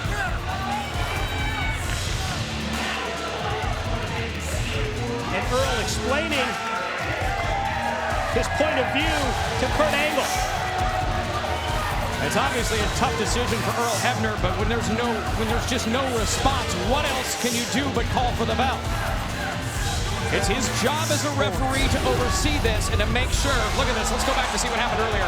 Over the top rope goes Angle. Through the middle and top rope goes Samoa Joe to the floor. From the top rope goes Angle. And these two threw everything they had at each other. Knowing what's at stake, those points of the Bound for Glory series. 3 belly-to-back suplexes in a row. A muscle buster by the Samoan submission machine. And we thought that was it. A second. And obviously what happened, the Angle slam. And then from there, Mike, it turned into a battle of submissions, and what we saw. Yeah, it definitely went back and forth. Great action in this match. Here's Kurt coming so close to getting 7 points. And look at how close Earl is looking at Kurt Angle. Hebner's right in there and made the decision at that point. Kurt's not responding. You have no choice.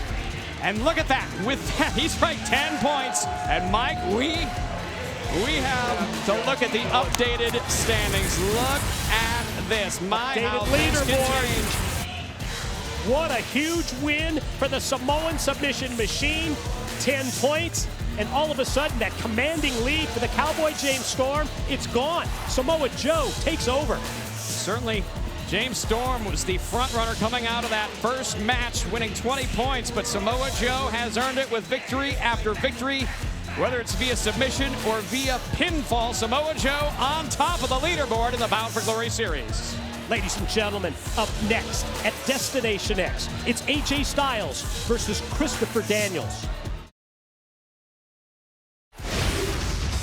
Things aren't always what they seem. All right, AJ, you say things aren't what they seem? I'd love for you to explain this. We have proof positive of the sordid affair between AJ and Dixie Carter. Are you coming this weekend? I wouldn't miss it for the world. I can't tell you what it means to me that you're going to be here. How long do you think it will be before Serge gets there? Turn this off! Mike, get on there, punch the damn button! What the hell just happened?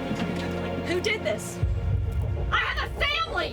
I called for the cure. AJ's not a family! These guys are finished! Don't ever think you can put your hands on me! I don't care who you think you are! That's Dixie's husband, Serge.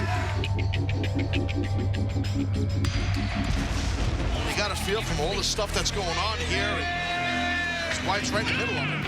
This thing between you and I, we cannot keep this secret. People are going to get hurt, and I just thought I had it under control. People are already getting hurt. We're past that. AJ, what's going on, man? What's going on? I mean, tonight you kicked me in the head. Sunday, the pay-per-view at Slammiversary, you weren't even there. All you want to do is beat those guys up. What's going on with you, man? You got to get this crap with Dixie out of your head. Today is a great day in Impact Wrestling because we are the World Tag Team Champions of the world. We got to get this out in the open. I'm falling apart. You understand what I'm saying? My name's Claire Lynch. You don't know me, and Dixie and AJ, we're hoping they could keep it that way. Dixie and AJ are not having an affair. I'm an addict. I've been trying to get clean. AJ took me to rehab. They kept my secret. I'm sorry, Daniels is a liar. But Dixie, turn that frown upside down. There's plenty of reason for you to be happy as well. You can see that she's pregnant. But what she didn't tell you about her blessing is that the bastard's daddy is AJ Styles! The phenomenal AJ Styles, Christopher Daniels, who will be the last man standing.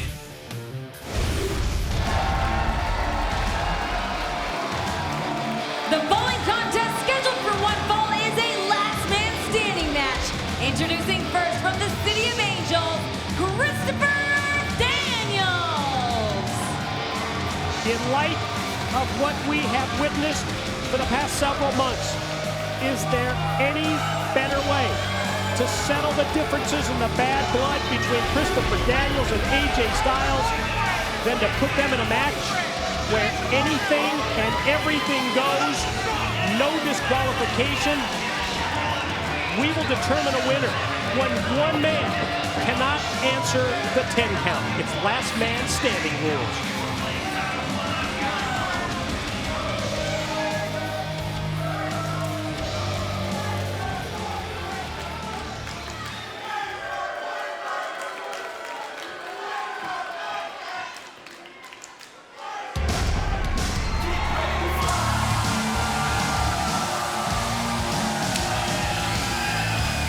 And his opponent from Gainesville, Georgia, the phenomenal AJ Styles! And as he heads to the ring, Mike, you mentioned earlier that Samoa Joe, Kurt Angle, your favorite rivalry over the last 10 years. Yep.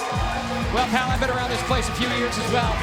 About 10 as well. And I gotta tell you, my favorite rivalry is AJ Styles versus Christopher Daniels. I have seen these two compete against one another on different continents, all over the world, and I can tell you the difference between those previous matches and even the previous match we saw a year ago between these two men eventing Destination X. The difference is, a year later, this isn't a match. This is a fight. This is personal, and I know AJ Styles probably better than just about anybody around here, Mike, and I can tell you, the man, the husband, the father, you know these allegations are complete BS. And obviously, the face of Impact Wrestling, Mike, as you are the voice of this company and has been for 10 years, AJ Styles to me is the face of this company and has been for the last 10 years. And is a man who I'm proud of to call a part of this company and the face of this company, regardless of what Christopher Daniels ridiculously claims. Well, difficult for me to argue that point. I certainly wouldn't. It's your opinion. And in terms of a rivalry, what we have seen between these two through the years, both in the ring as well as outside of the ring, especially in the past year or so, with the shocking allegations and accusations from Christopher Daniels, I could not argue about Styles and Daniels being one of the best rivalries ever in the decade of TNA. Cat and mouse game by Daniels, who tries to stay one step ahead of AJ, and when AJ comes in, Daniels spits right in his face. They tell the whole story of this relationship between two men who for years were the closest of friends. But there's just something about, whether it's jealousy or whatever it is. I'll tell you what it is, it's jealousy. I completely, oh, look out, into the, wow. We said this was gonna be a fight, folks. And I think it's jealousy for the simple fact that these two were close friends for so many years and competed, but AJ just always seemed to have something else. AJ always seemed to get that opportunity and take full advantage of it. And I think after Christopher Daniels realized that after so many years, what's the one thing he could do when he couldn't compete on a level physically? He thought he went to a different approach, and that's mind games. That's getting into his head. And obviously it's been working for him. Christopher Daniels, one half of the World Tag Team Champions. And your anticipation pre-match, JB, looks to be dead on. Styles, Daniels, yeah, they may have faced each other maybe dozens of times in the past in wrestling matches. But this last man standing match, I don't think this is one that, just because of the inherent potential for physicality here, that they're never going to forget. We're going to remember this one forever. Well, Mike, the difference between this match and the previous match, you don't have to get the pin. You don't have to get the submission. You have to beat the other person so badly they just simply cannot continue. And look at that drop kick. You're going to see wrestling moves like that because AJ throws arguably the best drop kick in the game. And that time he caught Daniels perfectly, nailed him with the drop kick. So you'll see wrestling moves that will set up AJ's ability to deliver the pain and punishment that you talked about, to try and beat a man so bad that he can't continue, because that's how you score the win in this match, when he can't answer the 10 count. And that is a whole different strategy altogether. Last man standing rules. You've got to beat your opponent so bad that he can't get to his feet. He can't use any support, can't use the ropes to get up. And that's how we'll determine a winner. Wow. Just suplexed him into the corner. Way more than a suplex. Suplex is the name of the move. When you saw the impact, the velocity that Daniels went back first into the corner turnbuckles and into the ring ropes, you see that extra level of pain that Styles is bringing.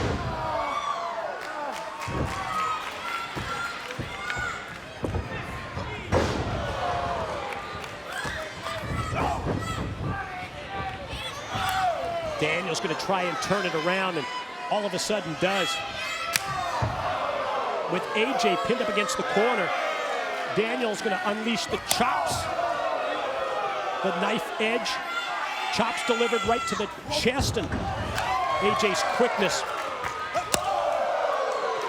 allows him to turn it around, and now here comes those chops from Styles.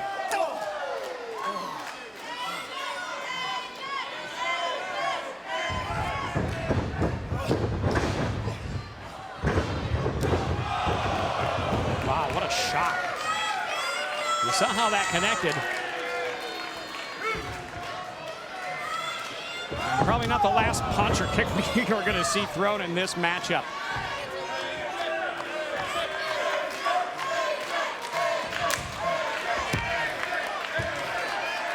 Not a surprise that in a last man standing match where anything goes, that weapons like that steel chair might be employed.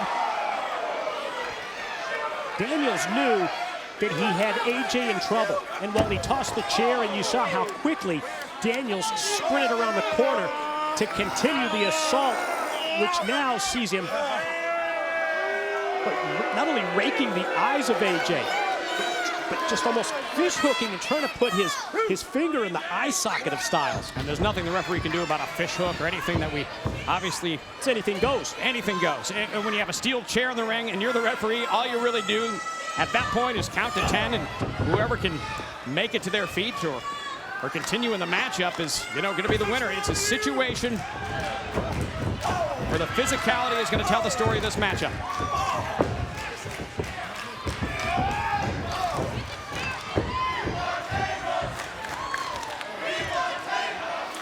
Now Daniels in the corner. AJ goes, ooh, right up the chair. But caught nothing but the corner. Watch out, watch out. Look at what happened to the chair, and obviously look at what happened to AJ Styles' back. And that's it. That's a steel folding chair. Gotta take another look at this. Oh, God.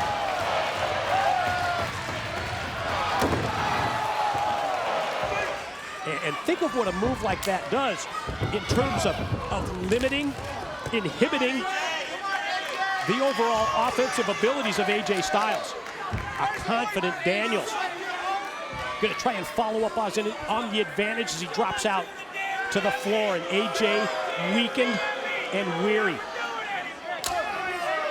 Well, in a matchup where the object is to make it to your feet, be the last man standing, going after your opponent's back, is a great strategy. And the more Christopher Daniels continues in this matchup, it should be interesting to see if he continues that, what strategies he implies or employs to actually get the win. And he knows what's at stake here.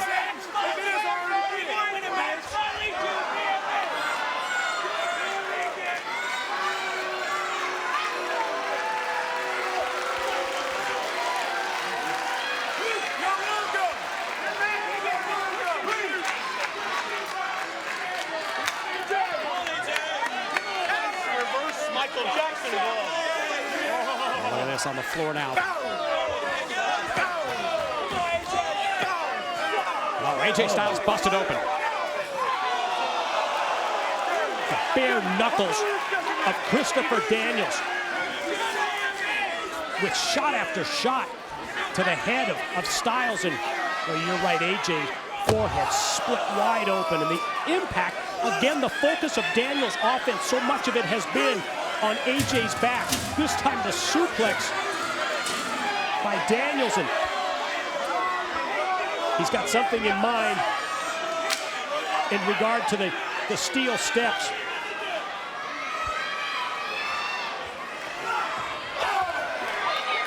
But before Daniels can use those steps, AJ tries to fight back.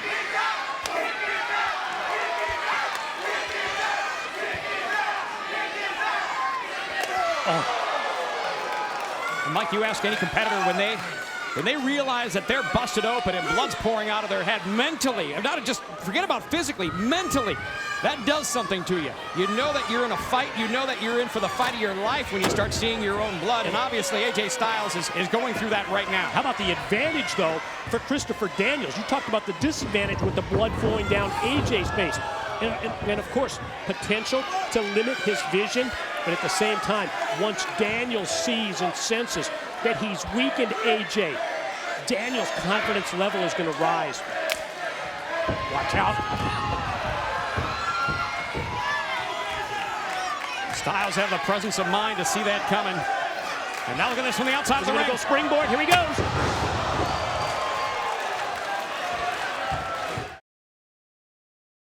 AJ flies, and contact was made with the steel chair. And I think the steel chair that Daniels was holding, I believe it went through it, and it hit Daniels in the head. Let's see if we can take a closer look right there. You can see that's exactly what happened. Well, it sure did. It hit him squarely on the head. And that's got to knock Daniels silly. Obviously, that steel chair. Now look at the stairs. AJ sees the steps that Daniels had set up to try and use against him. Daniels went head first into those steps. That's one thing to go head first, but how about the ferocity of AJ putting him head first into the steel steps? Styles went down to a knee as contact was made. Watch this.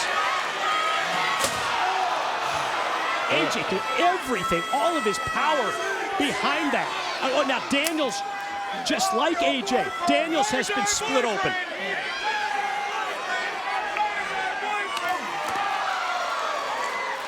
Split open he is, Mike, and that blood's starting to trickle down the face, the forehead, and Daniels obviously feeling those punches. AJ Styles goes right to it, sees the opportunity, opens him up even further. And now that confidence is gone from Daniels. He knows.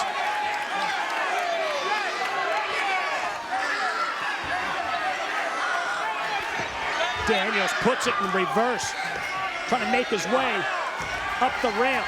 AJ in pursuit, hot pursuit.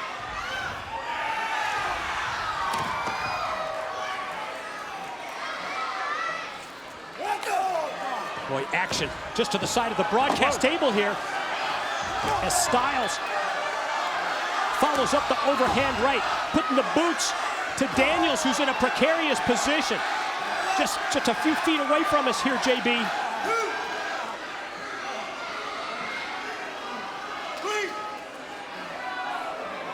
Now Styles going to the other side of the ramp. Doing? Full speed ahead for Styles. Oh, the impact as both men went for the clothesline. And both men hit with such force that they went down, and you heard the sickening thud.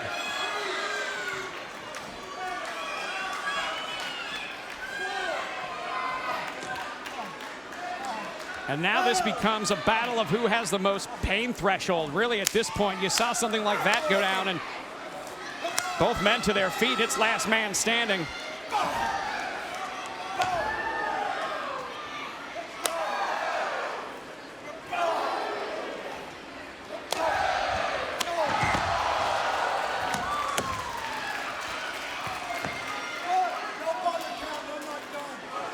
Did you hear that? Styles just told the referee, don't even bother counting, I'm not done.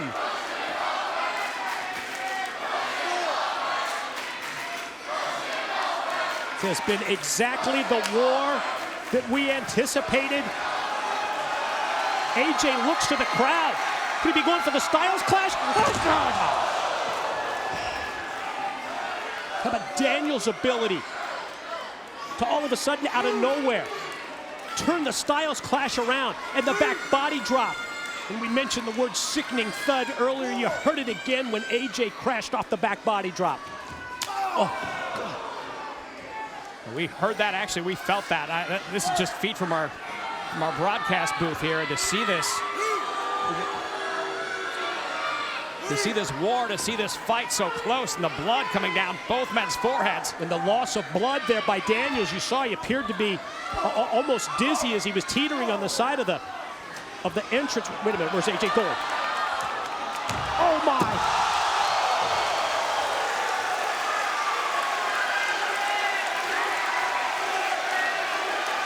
Referee Hebner putting in the count. Daniels must answer before 10. Brian Hebner's up to 3.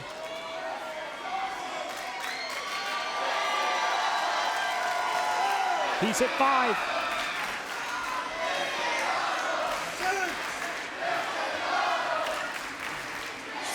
He's at 7. What the hell? Oh, God. Kazarian comes out of nowhere. And contact made with AJ. And look at where he landed, JB. Yeah, he landed. Went flying all the way over. He had no idea that was coming, and out of nowhere, Kazarian comes in. I don't believe it. In a match of this importance, the interference by Kazarian, and think about it. They're trying to exploit the no disqualification situation. Daniels can't be disqualified because of this. Are we up to 3 here? Referee Brian Hebner, he's at 4. Hebner's at 5 as AJ's still down.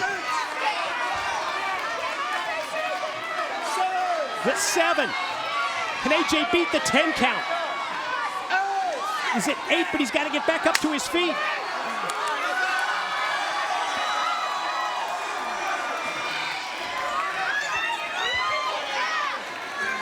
Daniels closes the gap. And again, using the guardrail. Well, I'm amazed that AJ was able to make it up by 10. They took everything the he had. contact that Kazarian hit him with, the distance that AJ flew, the way that AJ landed on the concrete and into the guardrail.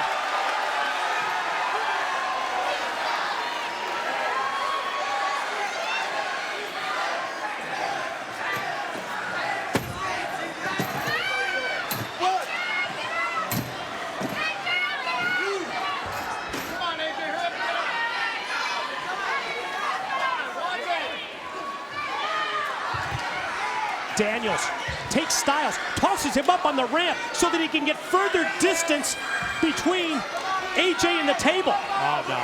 Oh, come on. Goes double underhook. That usually means Angel's Wings. Oh, AJ! Quick surge of offense and energy by Styles. Able to run Daniels into Kazarian. And Kazarian had a bad landing on that steel crane. Pele kick. It rocked Daniels. It surprised him. It caught him completely unaware as AJ teeters on the side of the ramp. Is AJ gonna go for the clash? Gonna take him up? Oh my God! No Not off way. the ramp! Not off the ramp! Here he goes! Oh God!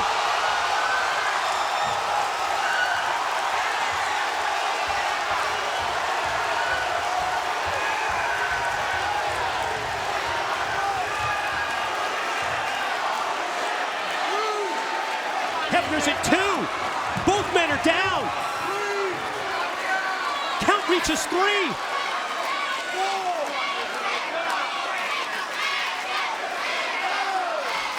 We're at 5.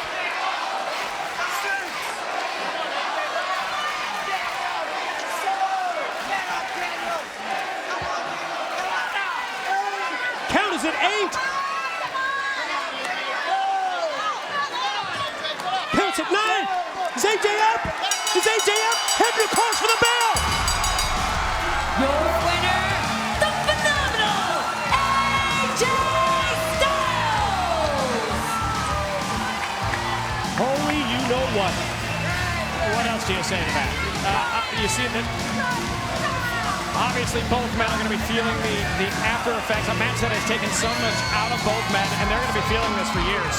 There's no question about it. AJ Styles with a huge gash on his arm. And Daniels, look at that, just a bloody mess. He has been through war. Both men have been through war. We said it earlier, JB. Styles and Daniels, they may have faced each other dozens of times in the past in wrestling matches. But this last man standing match, it is a match that they will never forget. That anybody watching tonight here at home on pay-per-view, you will never forget it. We're going to remember this one forever. Let's take a look at what we saw tonight, Mike. Incredible. Off the ramp, through a table, Styles Clash. Wow.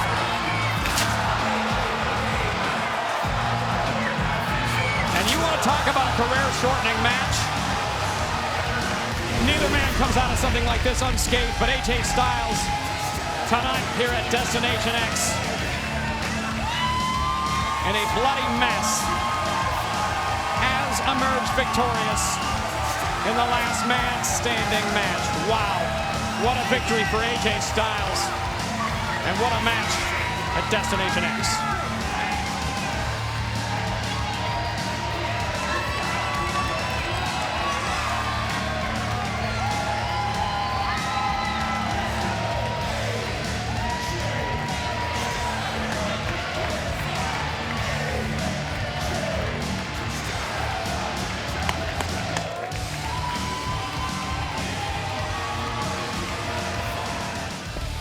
You know, when it comes to AJ, when it comes to his matches with Daniels, I guess I've called every one of them. Never seen anything between these two men in terms of physicality like we just witnessed. And we saw from the get-go, obviously, when we heard that this was going to be a last man standing match, we knew it was going to be a fight. We knew it was going to be violent, maybe even bloody, but obviously AJ Styles and Daniels still barely getting up. We can see right down in front of us a bloody mess. As we said before, neither man comes out of this match unscathed. But AJ Styles came out of Destination X a winner tonight. Unbelievable. You know, throughout tonight's Destination X pay-per-view, we invited you to voice your opinion.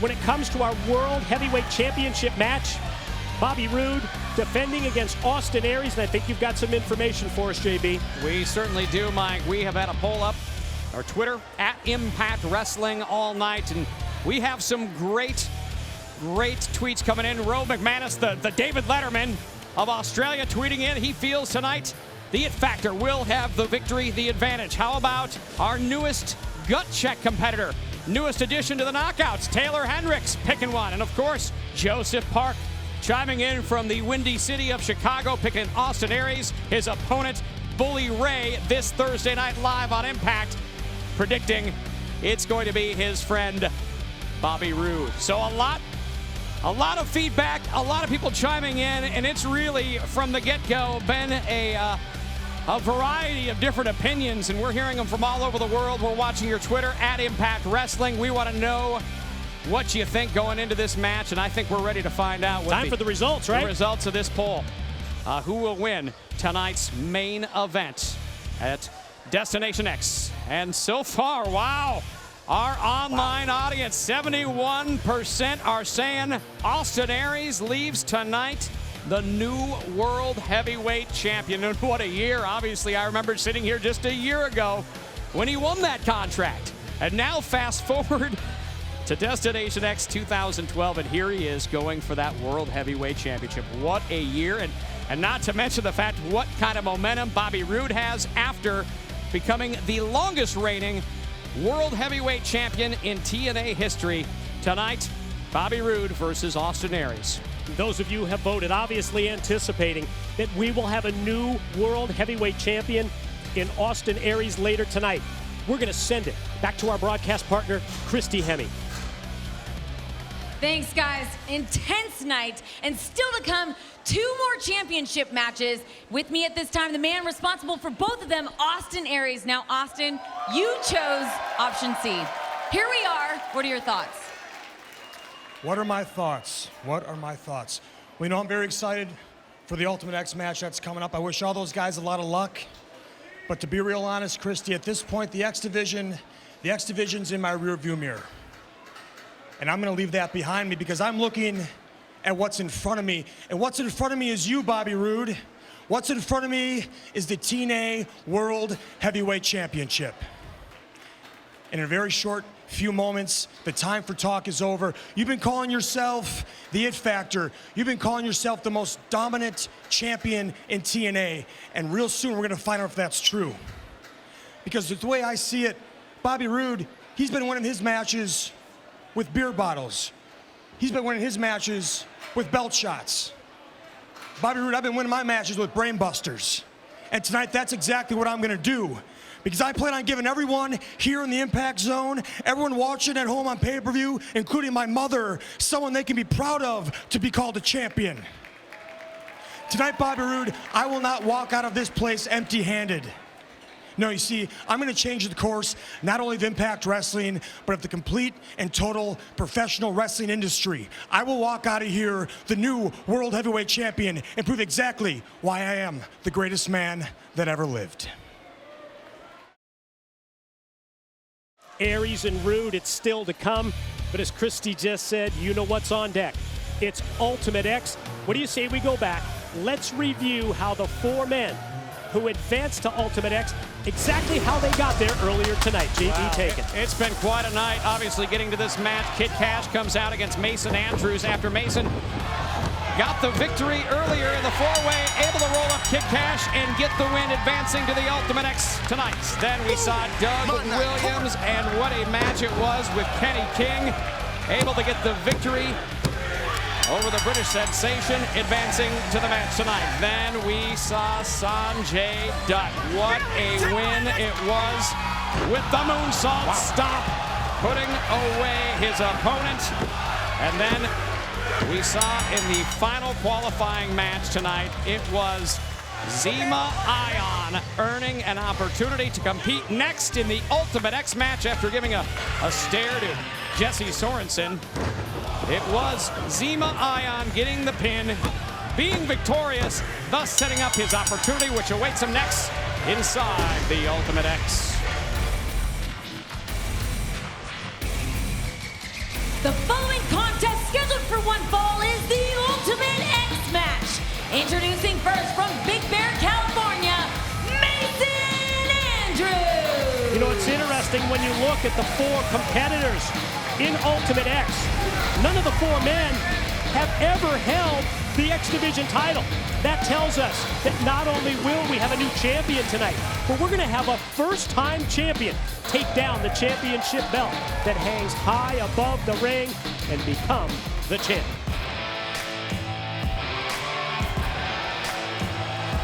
And his opponent from the Philippines, Zema Ion. Well, Mason Andrews has never competed in Ultimate X. We recently saw Zema Ion in an Ultimate X match, June the 14th on Impact Wrestling. It was his first time in Ultimate X. That was the match where Austin Aries defeated Chris Sabin and Zema Ion to retain the X Division title. This is Zema Ion's chance in his second Ultimate X to become X Division champ for the first time.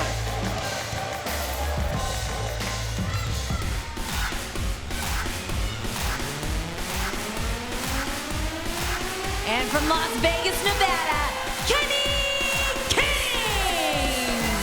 Mike, so excited to see what these four bring to the Ultimate X. And Kenny King, no exception, comes to the ring so confident.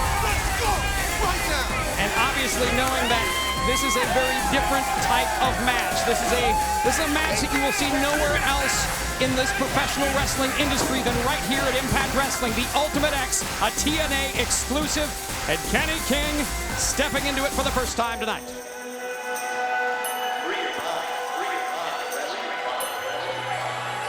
And from Mumbai, India, Sanjay Dutt. Great point, JB. Kenny King never competing in Ultimate X.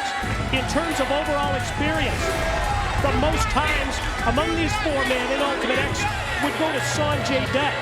And even though he's only competed twice in Ultimate X. And even though it was in 2004 and 2007, I have to look at that as putting Sanjay Dutt and Zema Ion at an advantage just because they have lived this. They understand the strategy that it takes.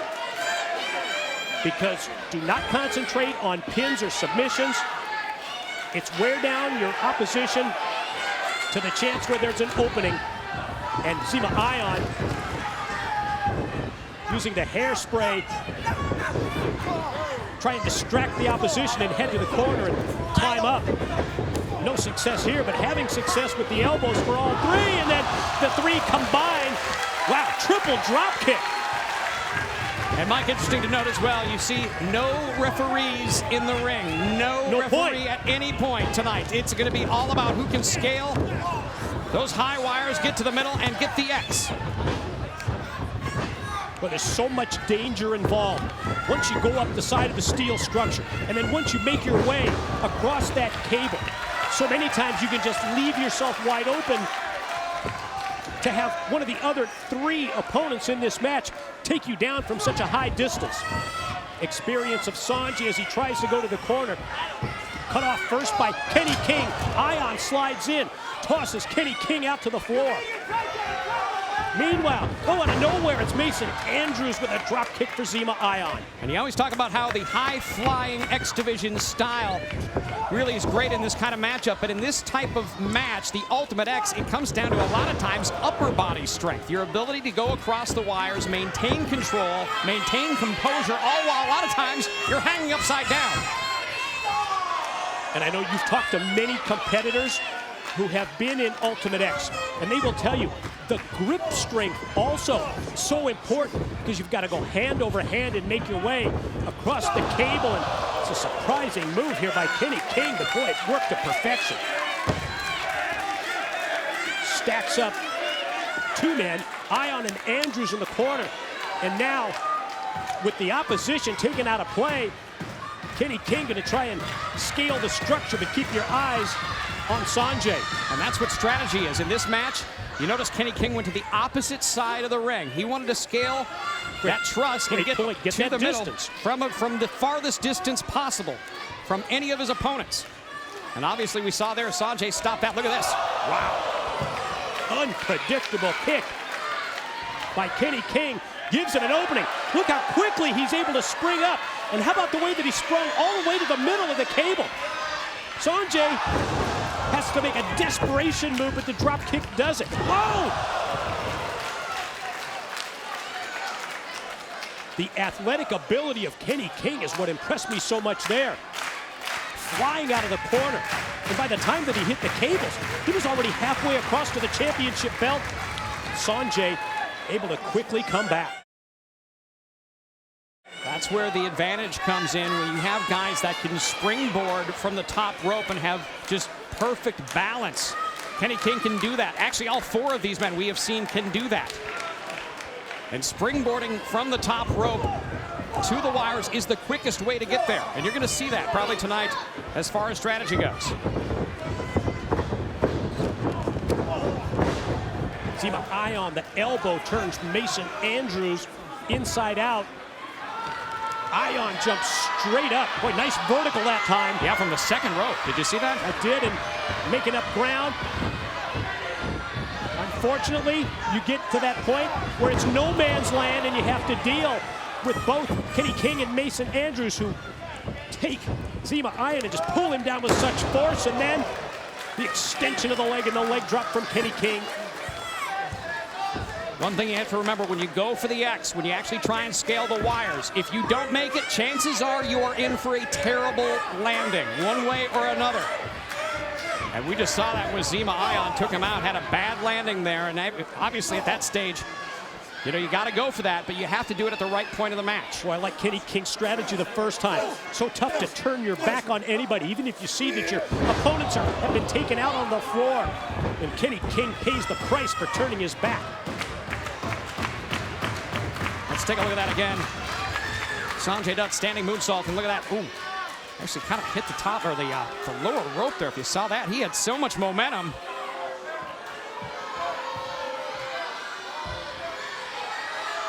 And I'm told here it's out of our sight line, but Sanjay having to get medical attention. Yeah, he's being escorted from the ringside area. Being taken back by.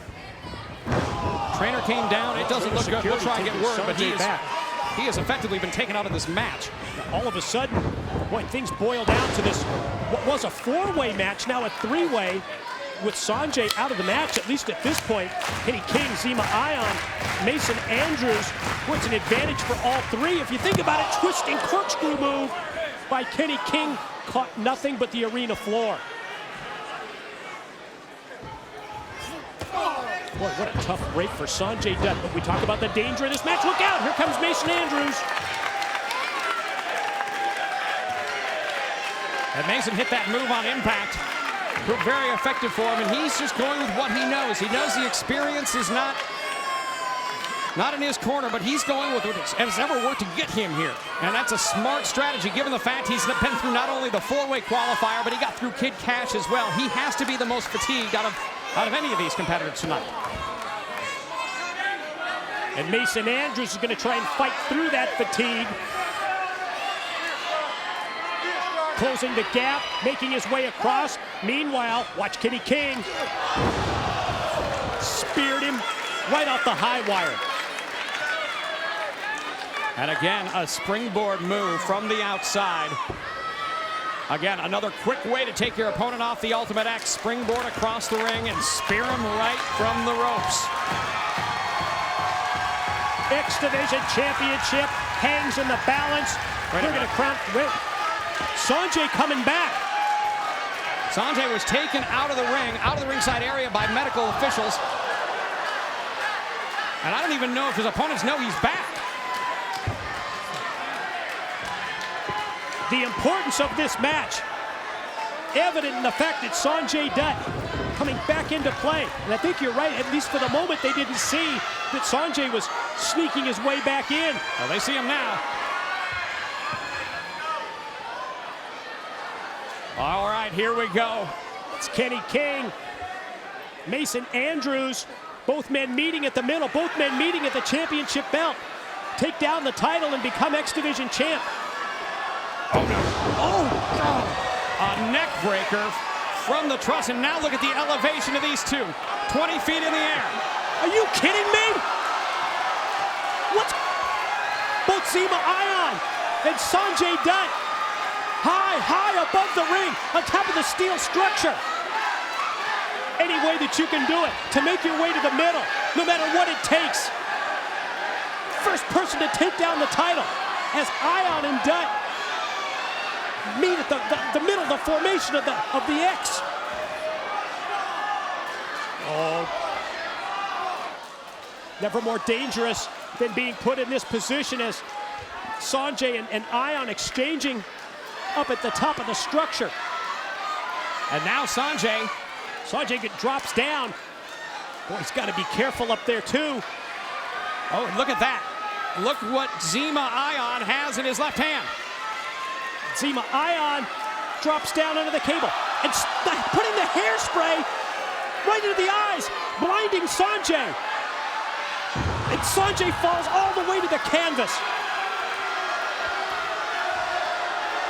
Opening is there for Zema Ion. You're kidding. Is he going to take down the belt? Title belt taken down, and we have a new X Division champion. Wow. Your winner and new X Division champion, Zema Ion. My God, a night where we saw the return of Jesse Sorensen. I can't believe it. I thought for sure this was Sanjay's night. I thought this was the night after how many years in this company, that X Division title eluded him, that this was his night to come back and win it all. No. Instead, Zema Ion from the top of the Ultimate X structure is able to overcome all three of his opponents and emerge for the first time in his career as the X Division champion of the world. Wow.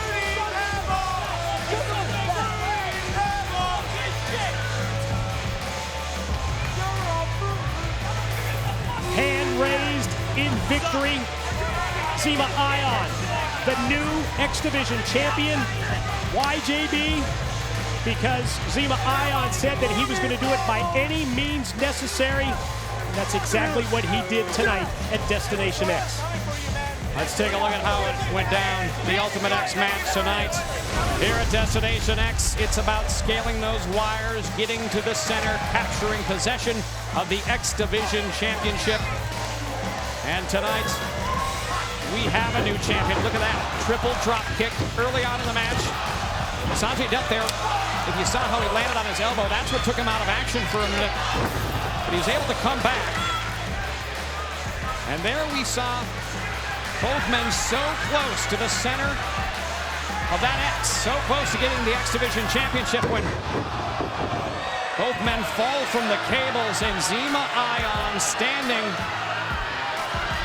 on that structure, able to secure the win. Most importantly, able to secure that X Division Championship. Zema Ion leaves Destination X for the first time in his career as the X Division champion. Let's hear now from Christy Hemme, who has some comments with the champ. Zema Ion, you are the brand new X Division champion. How does it feel? Show some respect! Christy, I would like to dedicate this, first of all, to all of my haters and all of my critics for their undying support. But most of all, I want to dedicate this win tonight to my biggest inspiration, my guiding light, my driving force, Jesse Sorensen. Without you, and without breaking your neck, I may never have realized my true potential. I may never have realized just how dangerous I really am. And Christy, just when you thought I couldn't get any prettier, I win this, and I am now the prettiest X Division champion of all time. Mike and Taz, back to you. Well, it's Mike and JB, Christy, but nonetheless sickening to see this.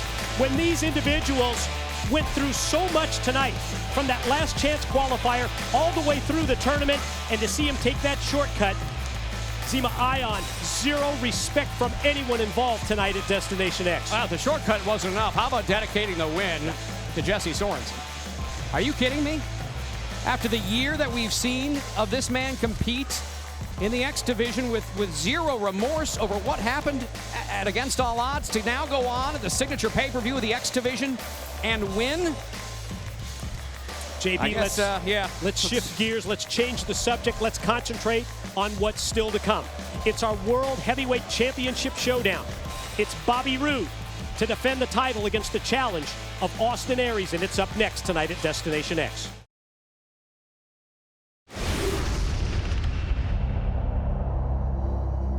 In less than a year's time, I went from a guy who was fighting for a contract to the most dominant champion in TNA Impact Wrestling.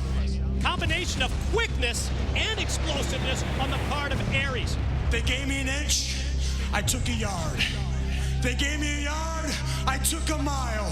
Whatever they put on Austin Aries' tee, I knocked out of the park. I dare you to find anything that physical in the pro wrestling business. You're not finding it, my friend. I'm not satisfied with this. And I'm not satisfied with things moving at a snail's pace. I'll book the match with you against the world champion if you'll do one thing. Give up the X Division title. I busted my tail for this. And you want me to just hand it over? The X Division title is what put TNA on the map. It's the whole reason TNA was able to sit there and have a 10-year anniversary. You win the main event at Destination X, you become the world's heavyweight champion. You lose the match, and you walk away with nothing. You, my friend, just made the biggest mistake of your life. My whole life, I've surprised people. When nobody thought I could get the job done, when everyone thought this is going to be the test he's not going to pass, I aced it. That title, that little paper championship that you wear, means absolutely nothing nothing. I don't plan on letting this opportunity slip away. I don't plan on letting this opportunity get away from me. I am no X Division wrestler. I am God's gift to professional wrestling. I have defeated every single top superstar that I've been in the ring with over the last 7 months plus. Is there anything else left to say? I will beat you. I will hurt you. And I will embarrass your... You're not going to be able to out-wrestle me. If you think you can, go back and watch the last year I've been here. You're not going to out-fight me. If you think you can, go watch the Boulder rematch. You're not going to be more physical than me. You think you can, go watch the Samoa Joe match. You think you're going to out-cheat me? Well, guess what? It ain't going to happen. Because I will do anything to be the TNA World Heavyweight Champion.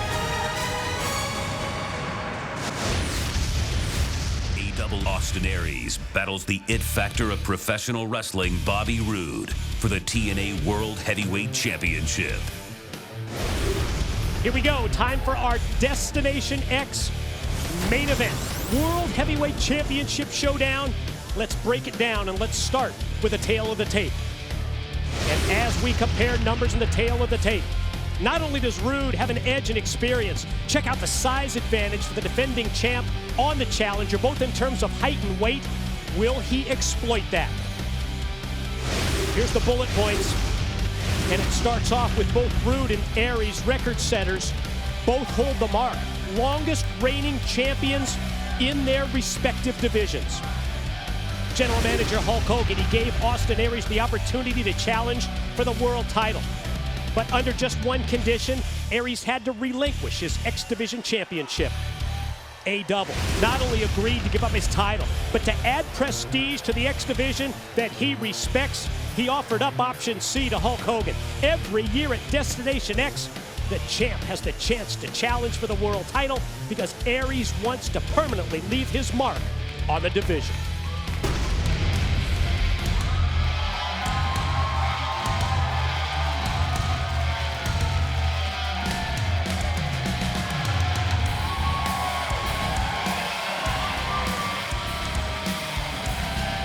Well, it's all or nothing for Austin Aries, former X Division champ, decided to gamble. He rolled the dice. He agrees to give up the title in exchange for the shot at Bobby Roode. And boy, I just have to love the confidence of the individual that, refers to himself as the greatest man who ever lived. Incredible strides Aries has made since earning a contract 1 year ago at Destination X 2011.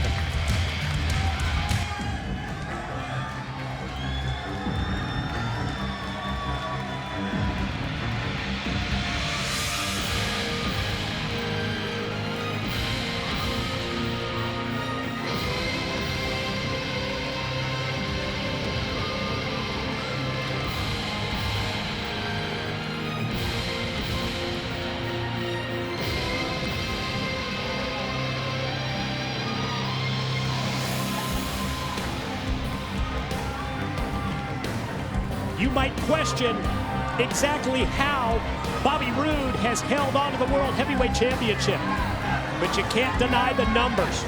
Since defeating James Storm last year, Bobby Roode has never let loose on the championship grip, a record-setting reign that's now exceeded 8 months. Bobby Roode, well, he silenced all the doubters. Tonight, he faces that man who's a unique challenge. It's his first title defense against Austin Aries, and Roode so outspoken against both Aries in particular and against the X Division in general. But now, talking's over. Time to see if Bobby Roode can continue his streak, or will we crown a new World Heavyweight Champion tonight?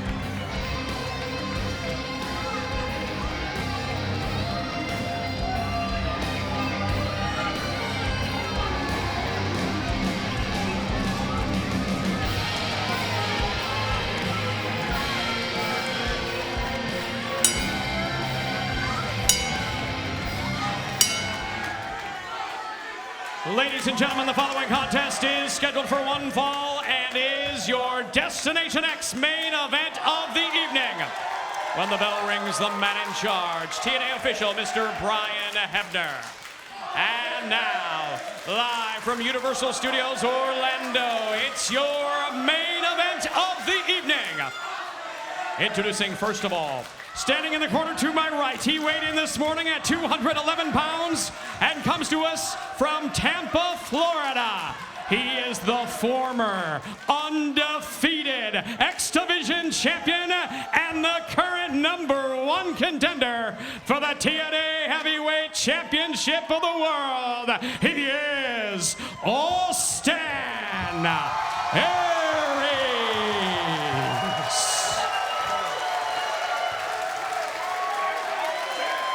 And now, ladies and gentlemen, introducing, standing in the corner to my left. He weighed in this morning at 228 pounds and comes to us from Toronto, Ontario, Canada.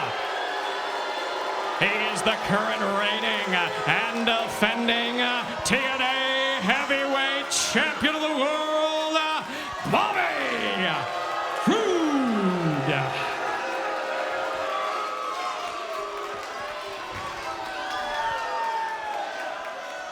You know, it's almost unheard of to advance as quickly as Austin Aries has to a main event pay-per-view slot in a world title match. What an accomplishment for Aries, who in pre-match interviews called this the biggest match of his career. We know Austin Aries is not going to be intimidated by any size advantage that the world heavyweight champion has. Aries never backs down to anyone.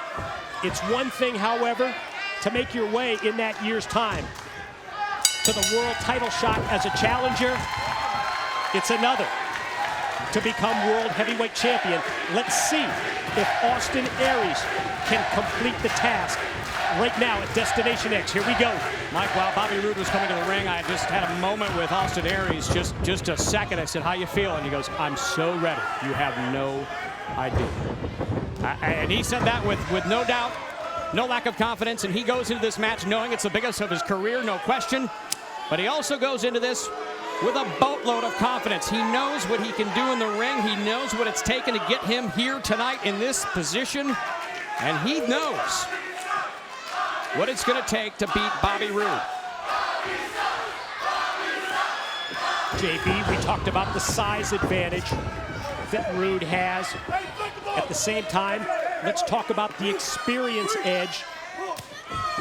Bobby Roode has been in more high-profile, more high-pressure championship matches than Austin Aries.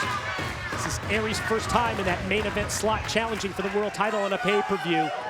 And we know he's confident, but there has to be that inherent, that built-in pressure that the challenger has to deliver. Mike, when we take TNA Live out on the road, I have the, I don't know, privilege or honor or duty, I guess is probably how I look at it, of watching over the world heavyweight champion. I travel with Bobby Roode on almost a weekly basis. I'm not going to tell you we're friends, but I'll also tell you it's interesting to get to work with a guy who is so disciplined. It is routine. And certainly when you take a look at his lifestyle as world heavyweight champion, he has transitioned himself from one of the best tag team wrestlers in the world to one of the best in the world, period. And he's done that with discipline. He's done that with a strategy. He has done that by getting up every morning, no matter how he feels, and going to the gym for 2 hours, maintaining a strict diet like none other I've ever seen in professional wrestling. He has what he knows works for him down to a T, and he's not stopping, especially knowing that what he has done has worked so well since becoming world heavyweight champion. And obviously up and down the roads, he maintains an incredible schedule. But what he has to do now, watch the side roll here as Aries goes for the first cover and gets two. So he needs to maintain what he has done because it's worked, and obviously both men have had an incredible year since our last Destination X. In a year's time, look at these two and how their careers have changed, and certainly for the better.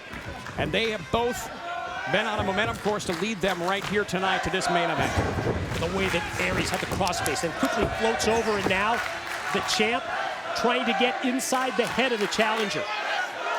That's all that's about. Those slaps to the head, slaps to the face, trying to get into the skin of Aries.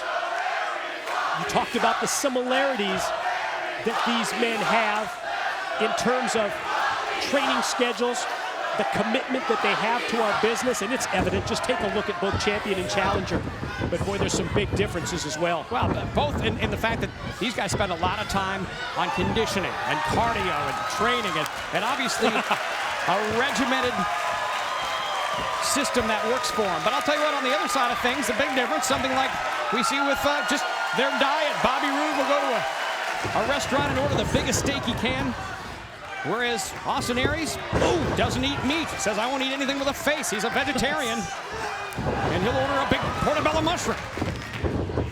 Challenger airborne. Drops the elbow into the cover, but Roode kicks out.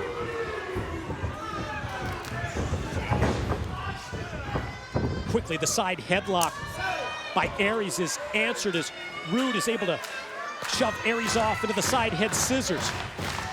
And again, the conditioning, JB, that you talked about, the commitment these men have, I think it's going to be very evident as this match progresses. And the longer that it goes, and the more that the pressure mounts, you'll see the ability to be able to fight through that fatigue as Aries now with the headstand escape quickly up, and then the drop kick into the face. And a fine example of how Bobby Roode hasn't faced an opponent like Austin Aries for this World Heavyweight Championship before. He's been in the ring with the best, he's beaten the best, no question about it.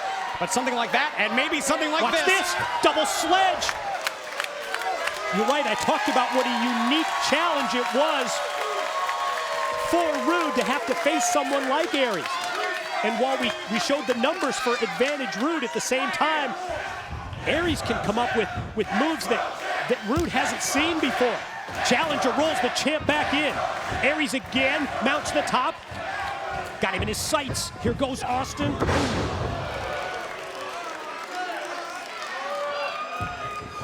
Missile drop kick missed.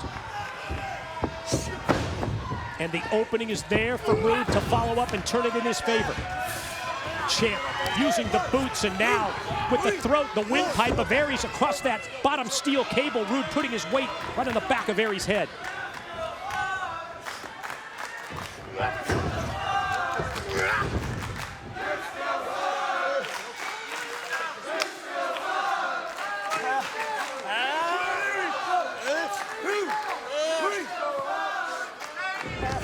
About a month ago, Bobby Roode invaded the United Kingdom, and he held a press conference under Big Ben where he complained about everything that whole trip. But once he got there in front of the crowd, he loved the fact that he could gloat that he was the longest reigning champion in this company's history. He had it timed down to the hour, literally, of when this record Cover would be off set. the knee drop. Champ gets the quick count on Aries. And obviously, since that time, he has really looked at every opponent as a threat. He doesn't take anyone lightly. Difference in styles between champion and challenger evident to those of you who have watched Roode and Aries compete. I think Roode trying to keep Aries from really being able to get going, get the offense turned up. That's what we're seeing right now from Bobby Roode. Keep Austin Aries grounded.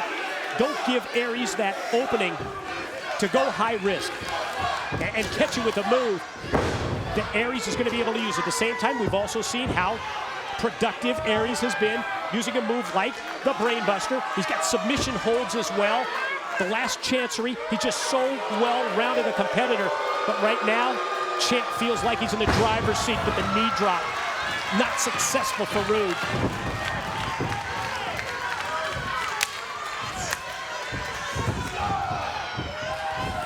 It's been so interesting to watch the feedback coming in.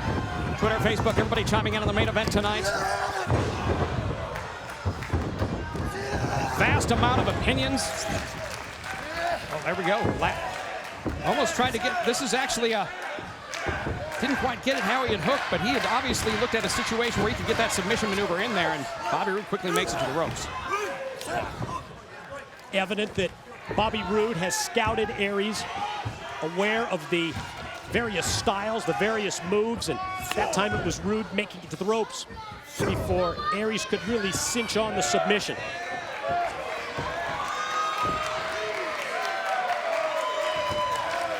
Aries using the top ring rope to try and rake the eyes of Rude, who's sent out to the apron and then dropped down to the floor. How quick was Aries? Rude's down, Rude's on the floor, Aries gonna fly, goes suicide dive, and he got sidestepped. Nothing but guardrail on the way down. That's called scouting your opponent. And Bobby Roode did just that. He has seen Aries use that maneuver before. And look at this. Never before have we seen somebody get out of the way of that. That is Bobby Roode. That's why he's a champion. Tough to fault Aries for going with a move like that, but maybe he hadn't sufficiently worn down Roode. And now a confident champ is able to roll the weakened challenger back in. Stalking out of the corner. Here he comes. Full impact behind the blow. Follow cover with the leg hook for 2.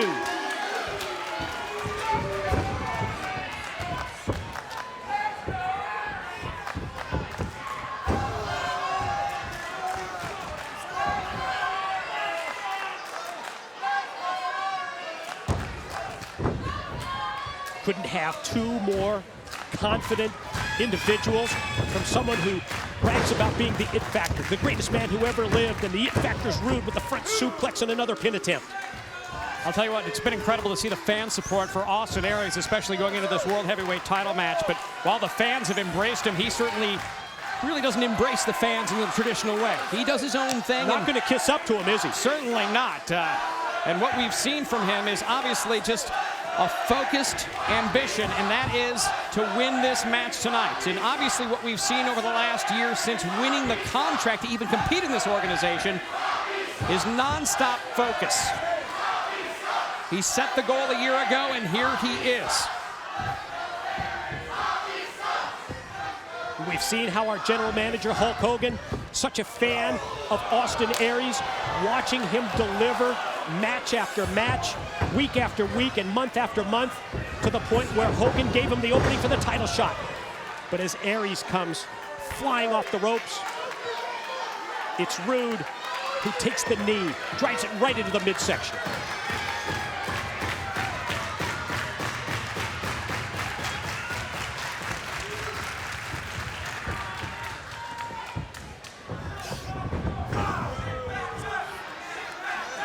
Power, weight advantage, size advantage of Roode comes into play as he rushes Aries straight into the corner.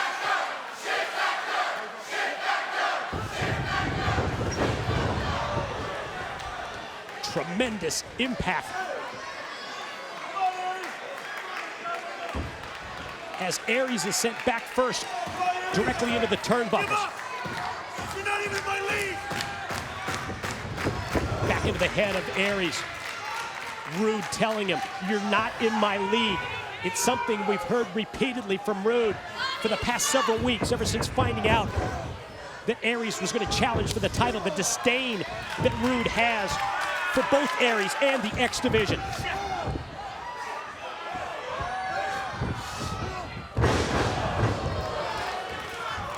Champ sends him straight down. Roode covers, Aries kicks out.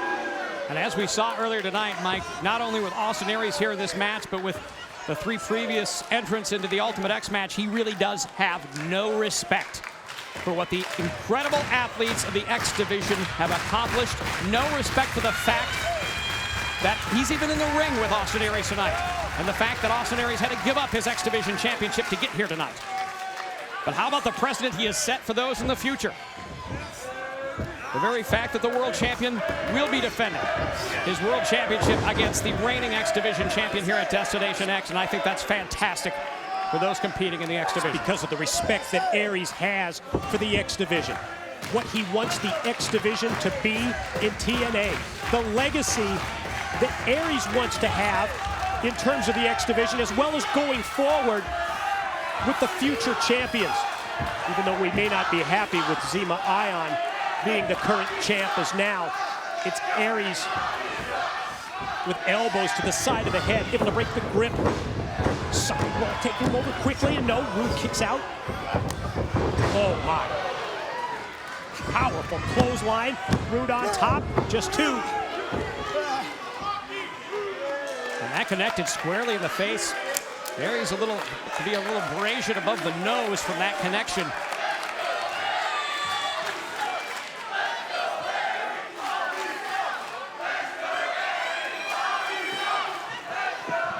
Almost as if this match progresses with every minute. You have to wonder in the mind of Rude. He won't admit it publicly, but you would presume that the respect level internally, it grows. He can sit there all he wants and say you're not in my league. Try and paintbrush him. Try and pie face him.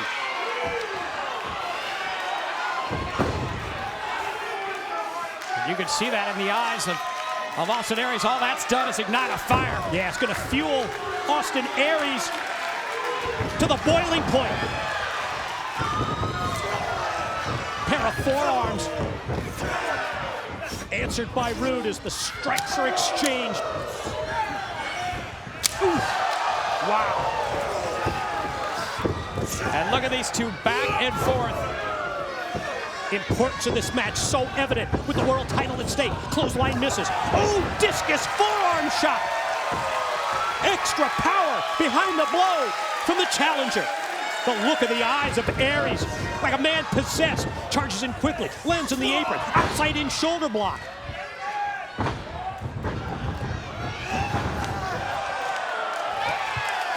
Full power behind the clothesline. This time he flies. This time he quickly follows up on the advantage. And this time it's Aries who nails Rude with the suicide dive. Champ not able to get out of the way then. And what separates Aries from everyone else is the momentum he gets coming in to that move. Goes back into the ropes and at full speed plows right into his opponent, hits the drop kick. Rude turns around and caught with the missile drop kick.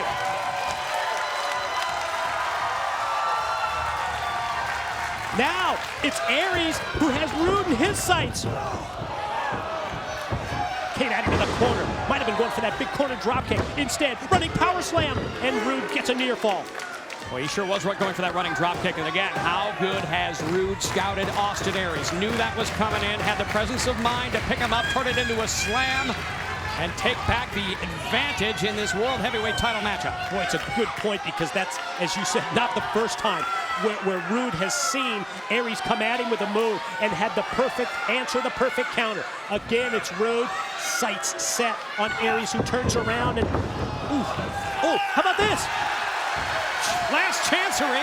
There it is. Bobby Roode. You want to talk about scouting your opponent? Oh, I thought he was going to tap right there. Rude put his hand up into the air. Going to roll out of the last chancery into a front face lock. Knees to the top of the head, but Bobby Roode, the champ, turns it around, and now submission hold applied, not only seizing the arm, but at the same time cranking back on the head and the neck of the challenger. And again, notice where they're at. It's Aries able to slide out because he's in mid-ring, and then he rolls through with a submission. Last chancery again, and Rude's got his hand up. Could be close to having a new champion here if Rude taps. Instead, Champ takes the low road, raking the eyes of Aries. He had the presence of mind to just reach down, felt the face, felt the eyes, and was able to break the hold by raking the eyes, and now has Aries in the corner. Big time shoulder block, now positions a double up top.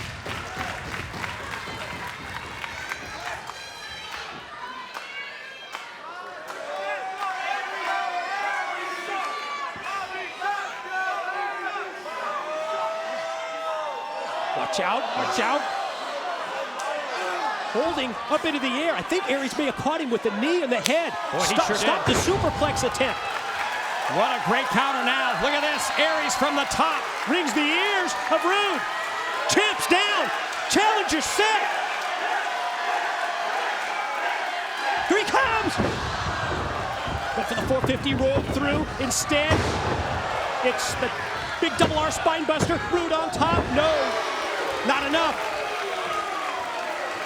Spinebuster has given Bobby Roode so many wins, and so has the submission hold. Instead, the shoulders of Rude down as Aries quickly turned it around.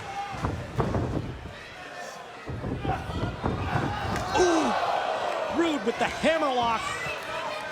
And a defenseless Aries sent shoulder first into the corner steel. No way for Aries to stop the momentum as he went with the shoulder straight in, and the perfect move by Rude to set it up because the arm sees, the crossface is applied right in the middle of the ring. And now Aries has to fight through the pain of a submission. We saw it earlier with the last Chancery, and now the Rude crossface.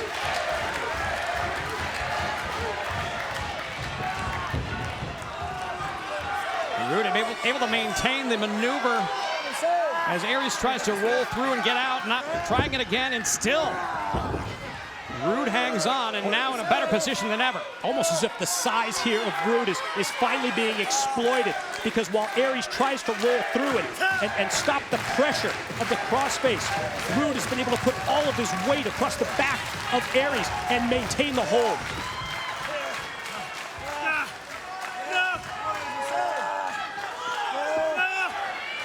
Ring ropes are a long ways away for Aries, who's fighting with everything to try and make his way to get the break as Rude grips even tighter. Is he going to break the plane here? Is he going to touch the rope and get a break? Oh, he is so close. Got That's it. Wow. And you know that Rude right there is going to use that 5 count all the way to 4.5 before he gives up on the grip. If Rude has you locked in that crossface, I've talked to people who've been in it before, it's just a feeling of helplessness. You can't go anywhere. Obviously, Aries able to have the presence of mind to make it all the way to the ropes, knowing really the only chance he had to break that move is by getting to the ropes. And now, Rude grabs the World Heavyweight title. Man who has been notorious for his shortcuts in his record-setting reign. Looks like he's going to try and introduce the World Heavyweight title belt as a weapon, but cut off by referee Brian Hebner. And with Hebner's back turned, Rude hits Aries, low blow, covers him, no! Aries able to kick out before 3.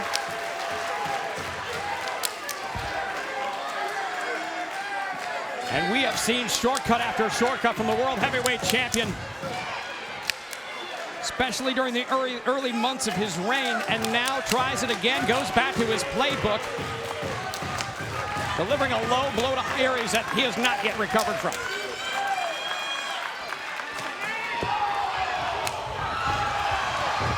Oh! Full speed drop kick, corner drop kick, gonna try and go brainbuster. Champ up! Rude able to float over, and then Rude takes Aries and shoves him with the full force. Heads collide, Aries and referee Hebner. And now the champ has got his weapon.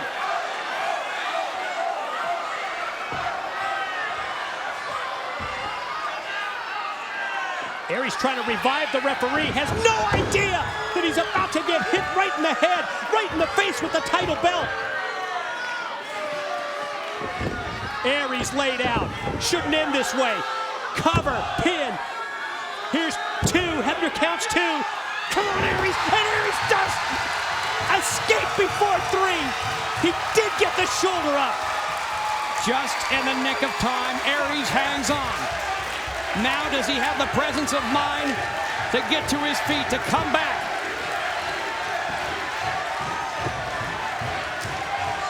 Crowd roaring, chanting the name of the challenger. Elbow pads come off. Suplex attempt. Instead, roll through, cover, pin. No, just 2. Just that close to a new champ in Aries. This time, Aries sidesteps. Oh, punted the head of Rude. Set him up. Get him, brainbuster. Champ up. Straight down. Brainbuster. Here's the cover. Here we go. Here's 2. Yes! He did it. Ladies and gentlemen, the winner of the match and new heavyweight champion of the world, Austin Aries.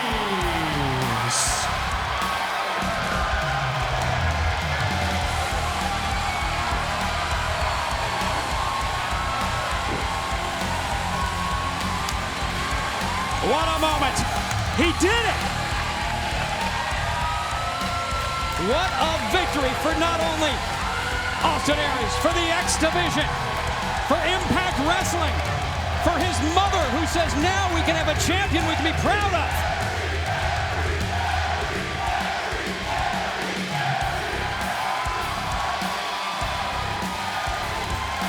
They stand as one at the Impact Zone to pay tribute on a night when the X Division was in the spotlight. It's the man who relinquished his X Division championship, Austin Aries, to become World Heavyweight Champion.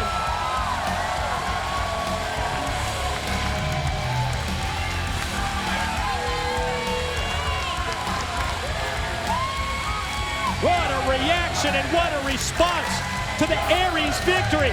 Oh, I cannot wait, JB, to go through this video package. Take it. Rude sensing the frustration, and there the running drop kick from Aries. However, Brian Hebner, the referee, knocked out. Rude takes advantage, as we've seen from so many times. Those shortcuts that almost became a signature of Rude in these world title matches. Now the brain buster and the pin. Here we go. 2 and a new world heavyweight champion crowned tonight at Destination X. What a match. What a show. What a champion in Austin Aries. Celebration time in Orlando, Florida.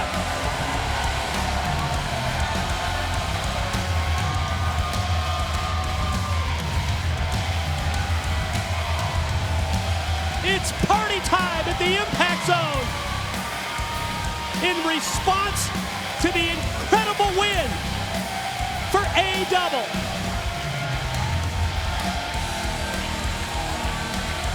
What a spectacle Destination X was tonight.